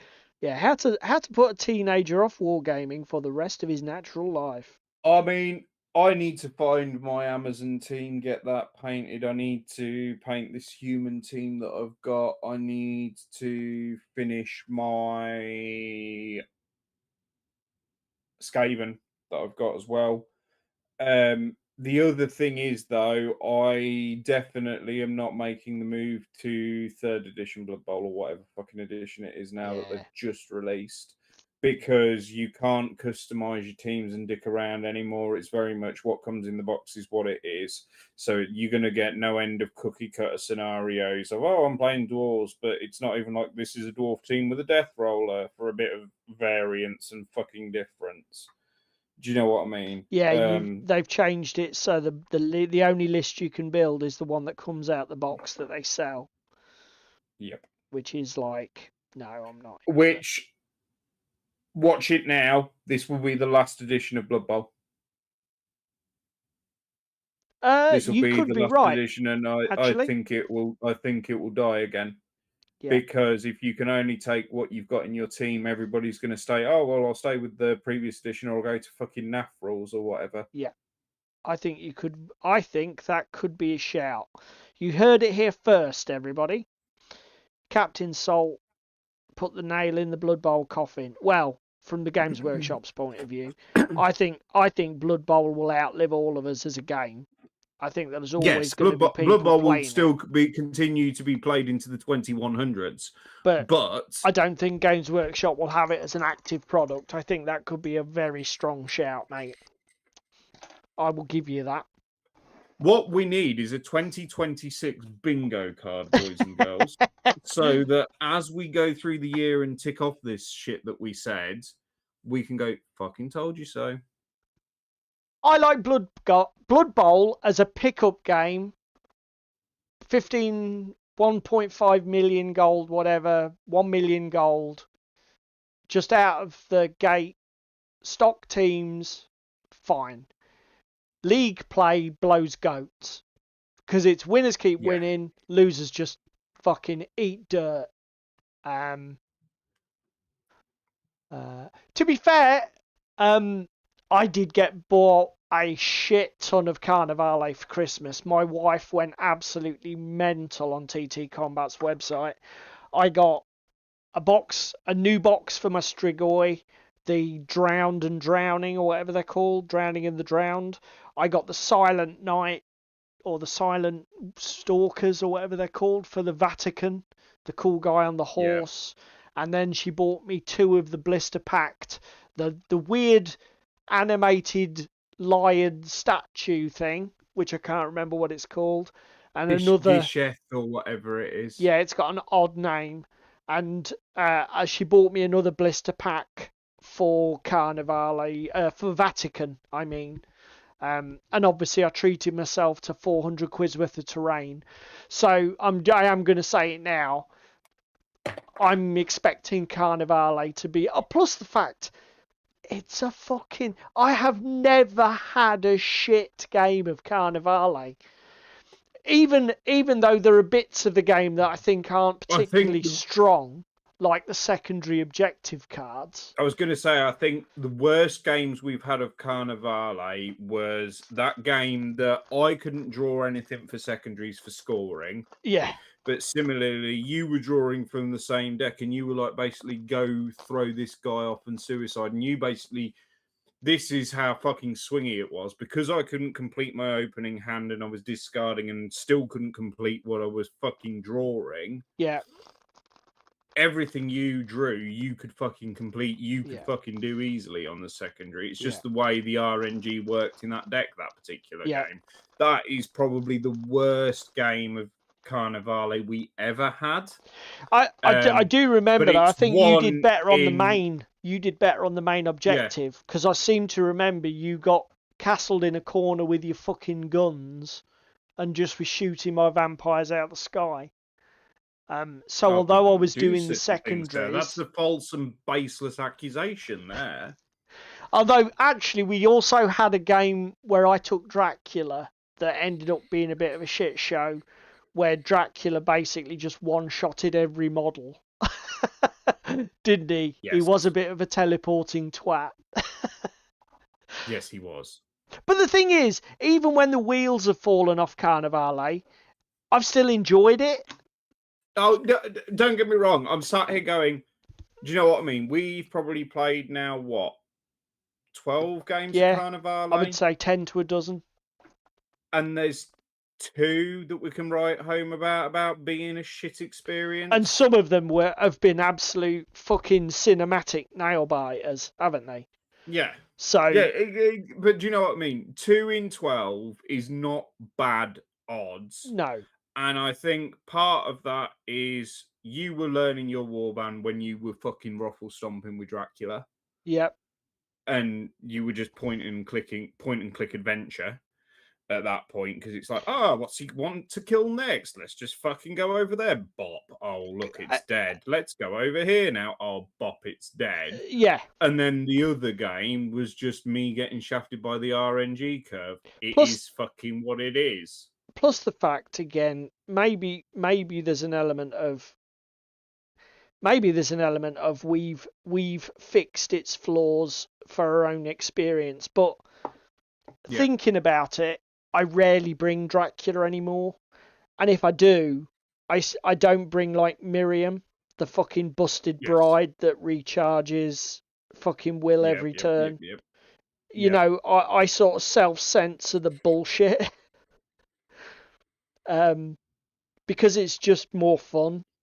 So maybe we're being too charitable. Maybe the game isn't as good as we're making out, but we've actually made it better because of our attitude. Yeah, but again, similarly, I've only ever had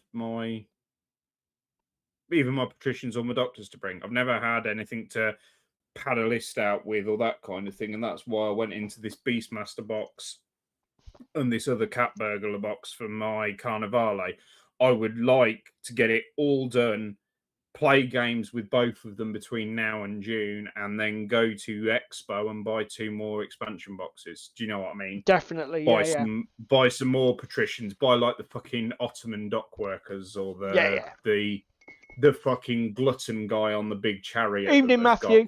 Patricians, and then for the doctors, look at either some of the guys that can dick around in water, the diving suits and the fucking mermaid that they've got, or look at the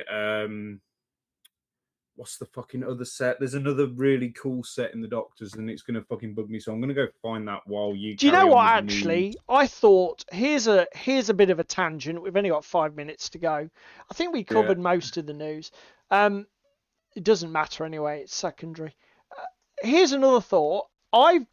For me, Carnivale is becoming very much like Infinity in that pretty much all of the factions can bring specific tools, and you know what I mean. You can building toolbox lists is the Yeah. way to go, because like I thought that when we've played games, I have got nothing that's any good in the water.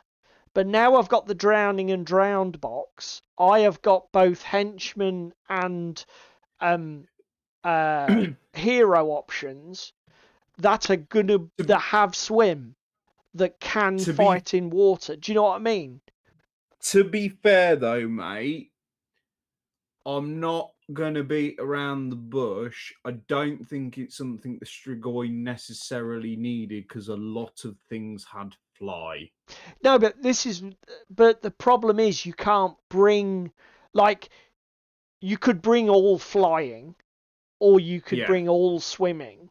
But what I'm saying is, I think it's getting to the point now where they're expanding the models out so that you can build a toolkit list. So I've got a flyer and a swimmer and a big guy and a Well, magician. again, Do you know what I mean? and again, I'm still gonna stay subbed to the tribe for a while. Yeah. See what comes of that.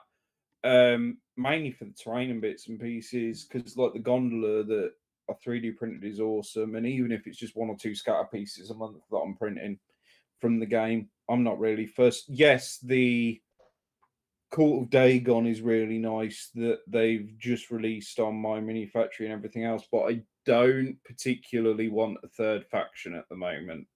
I would happily print it for somebody that wanted a second faction, but I wouldn't want to get involved in doing it and learning it for myself because No, I like I I like my agree. doctors, I like my patricians. Do you know what? If I was to start collecting a third faction or whatever, it would be the gifted. Yes, because you can use them in everything. Exactly. Much as I love the game, the idea of collecting every faction, I don't. I realise that that's a bit of a trap now with games. I think you're better like having some focus. Yes, definitely. Simply because it just sucks all of your bloody resources and money and time. You're And the better other off problem, two again, factions with a good collection of models for both is a good way to go for a lot of skirmish games. Big army games, I can see the argument where people say, you know, the old Stillman approach, as they call it. I'll build a well, 2,000 point army of X, and then that's it. yeah. When the project's done, it's done. I'll move on. Well, again, I'm just looking here, just looking on the website for doctors. I found the one it is. It's Legrazia Industrial Works, which is basically a full shooting list with the bitch in the Oh my god, steampunk that's suit. sickening. All guns, you can fuck off with that. Pretty much all guns. Yeah, there's 4 of the 5 models have some sort of ranged weaponry in that box. Yep, computer says no, mate, to that. 2, 3, 4, 5, 6, 7, 8, 9, 10, 11, 12, 13. There's 14 core boxes just for the doctors at 30 quid a box. There's a couple of single miniatures as well. Yeah. You know what I mean? If I turned around and said, oh, I'm going to collect everything, it's the other side of 400 quid. And that's just for that faction. That's just for doctors, yeah. Yeah. And it's what I was saying about the variety. You can even stay in faction and explore a ton of strategic and tactical options, can't you? Yeah, exactly.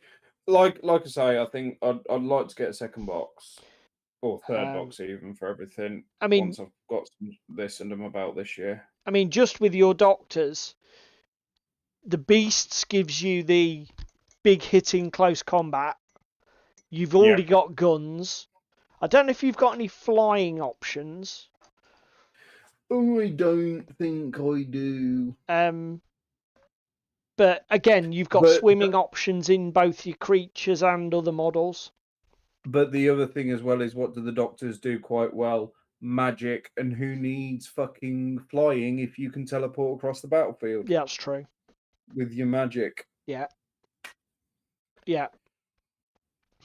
Right. So there's ways and means of doing everything with all the factions, and that's the cool thing. I'd just like to get a couple more people involved at club that would like it. The biggest problem. So Shakos was saying he really needs to give Carnivale a go. My biggest criticism of Carnivale is that the whole core game mechanics and the whole game system is super reliant on highly specific terrain. You cannot just throw a few buildings down on a mat and play it. If you don't Not have easily, the no. canals and the different height levels and the closed streets where you can jump 3 or 4 inch gaps above the ground, if you don't have that, the game loses all of its atmosphere and character, I think, because it just Yes. if you play it as a 2 sets of models just basically walking towards each other across open ground or from behind hedges and walls beating each other up, it loses so much. Well, again, you just then go, well, patricians and doctors win every time because they've got ranged. Guild will win 1 in 3 games because they've got access to ranged afterwards as well. Yeah. If you play as the fucking Vatican or the Strigoi, you've got one hand tie behind your back because they're both close combat factions, but you got to fucking get there and weather the storm first. To be fair, though, both the Vatican make up for the lack of ranged with the magic, so they can do a Yes. lot at range with magic. The vampires don't have a lot of, because the magic lists they can take, they don't have a lot of ranged offensive spells. I've got a crossbow miniature, but I think that's about one of the only ones in faction with any kind of ranged attack. But I guess they've got to, I can see why they want to wall certain things off. Yeah, and again, I get it. It's the reason why I went for patricians and doctors. Yes, they're both a ranged warband, but the patricians and doctors, even both of them being a ranged warband, do range differently. A lot of the patricians are black powder, so the easiest way to get around black powder is grapple things, throw them in the canals, drown them. Yeah. Because if the gunpowder's wet at the start of the turn, they can't fire the gun that turn. Yeah, and that's why the airborne cannibals for my Strigoi work so well against your doctors, don't they? Yeah. Just before we go, I know it's getting late, but I just thought I would. You showing off some Carnival? Yeah. Again, ridiculous amounts of Carnivale being owned.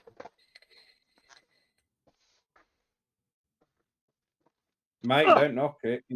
I love the fact that you've got into Carnivale now. The only annoying thing for me is the fact that I could play some games with Sam and stuff, but I've got to use the club terrain that's sat here. Do you know what I mean? And again, that's something that needs finishing. Huh. To be fair, Ewok, all of the factions are fun. Like even Sam's guild that she's got have got access to some teleporting assassin bullshit and other stuff. Do you know what I mean? And the range they've got is crossbows and bows and arrows and stuff, which is cool. I don't have it to show off because it's not in this box, because I've now got 3 boxes of Carnivale. Oh God, you know it's bad when. But I just wanted to show off some of this chroma stuff for everybody. My mobile's pretty much flat battery, so it'll have to be the main camera. That's gorgeous though, man. I mean, fucking gorgeous. This stuff is so fucking well made and well designed. Like, the thing that makes it really good is you can tell they've thought about the heights and giving you things to interact with from the game mechanics point of view.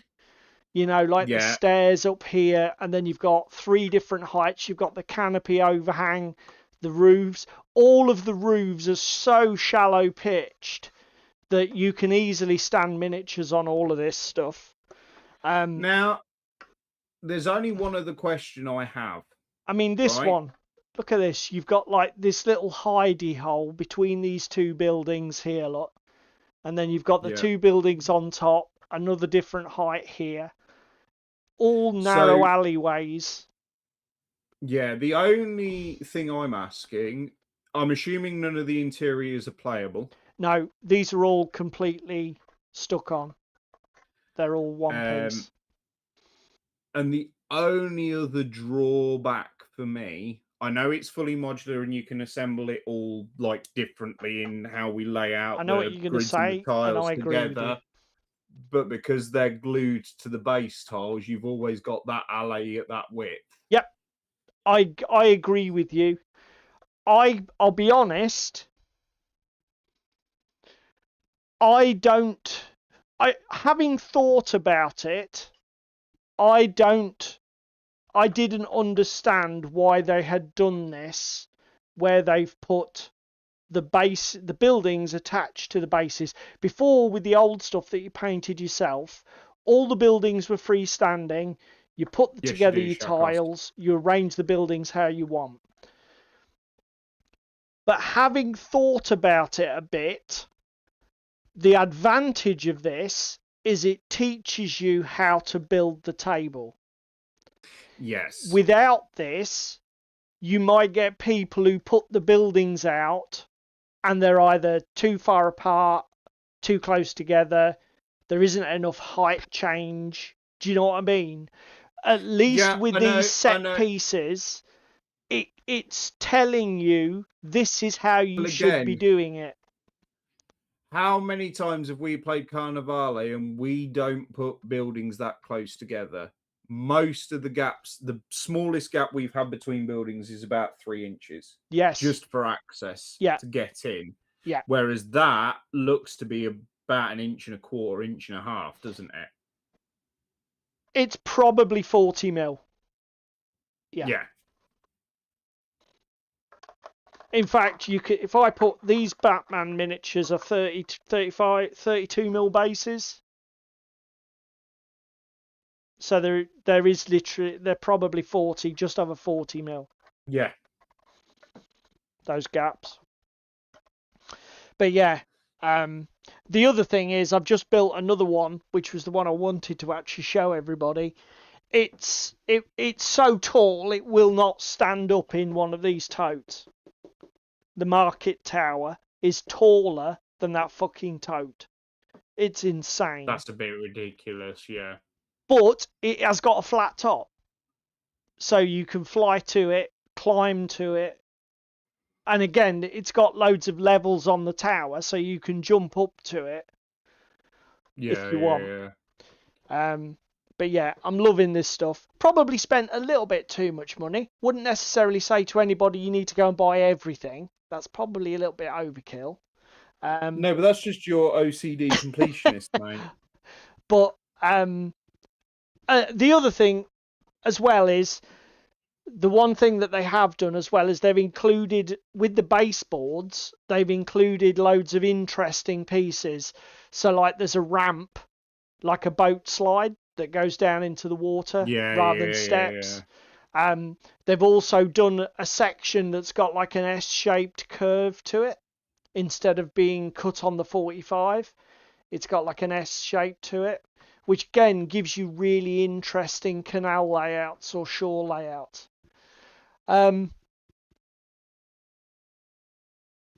What's that? You should get yourself signed up to put this on at the Plastic Crack Podcast convention. To be fair, that would be cool. That's something else that I would love to. That's on my bucket list, definitely, to run a convention game. I'll tell you what, you should have a word about Hereward.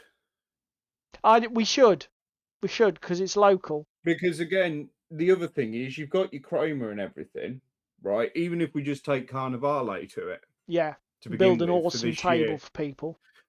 Build an awesome table with that, and I bring my miniatures, you bring your miniatures, problem solved. Do you know what I mean? Yeah. Yeah. So, Again, right, that's the other boys and great thing girls. about Carnivale. There's some really low model count scenarios that you could play in 20 minutes, half an hour. Exactly. You could even And again, do a little 2x2. well, again, you could set up a 4x4 table and just have it as two 2x4 strips. Do you know what I mean? For Yeah. running the demos on. Yeah. Yeah, don't worry, Ewok. I wouldn't try and do it on my own. No, fuck that. Anyway, we've overrun by 10 minutes, but that's fine. Because now, as I say, we might be back next week. Currently, the plan is to be back next week. So keep your eye on YouTube. Keep your eye on the socials. Let's thank our audience. As usual, thank you to you guys for being here and making the show all the fun that it is. If you can only do one thing, please click the like button for us. If you want to do the other YouTube stuff, please do that. Share, comment, subscribe, whatever. It's your YouTube. Do what you want with it. As I say, current plan, we will see you next week for more of the same. Also, put in the comments down below. My current feeling is maybe try just winging it without these specific topic ideas for a bit. Just focus on our hobby, focus on chat, focus on just living in the moment of the hobby. Yeah. If that doesn't appeal to you and you think no, there has to be a hot topic, everyone, then just put it in the comments down below. Similarly, if you think this is a better format and it will work just fine, give us the reassurance down below. And I think with that, we're out of here, aren't we, mate? Yeah. See you all next week. See you next week, guys. It's another Thursday night. I see Crispin's wearing tights. Sparrow's getting in the bath. Young David's full of wrath. Paula's tightening his straps. Where on his apron you saps. Technical difficulties. They're really such a crime. Technical difficulties. They happen all the time. It's Yellow Belly Tabletop time. It's Yellow Belly Tabletop time. It's Yellow Belly Tabletop time. It's Yellow Belly Tabletop time.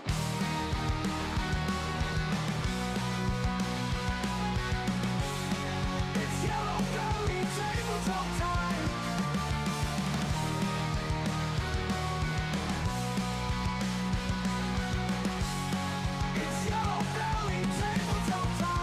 It's Yellow Belly Tabletop time. Cheese Me is on day release. Dan still tries not to crease. Ewoks keeping nice and warm. In bed with Russian uniform. Meanwhile, the handyman is opening up the can.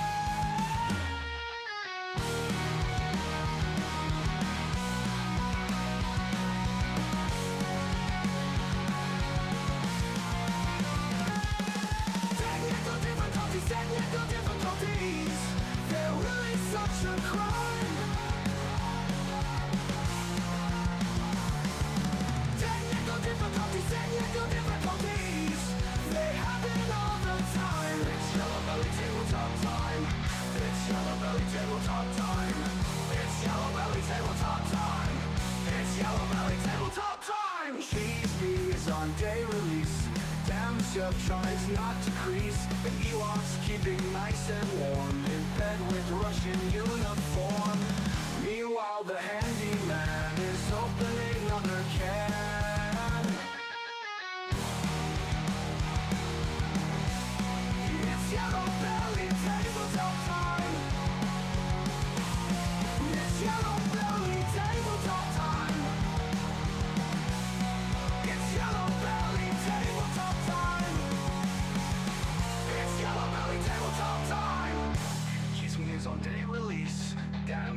tries not to crease, and Ewok's keeping nice and warm in bed with Russian uniform. Meanwhile, the handyman is opening another can.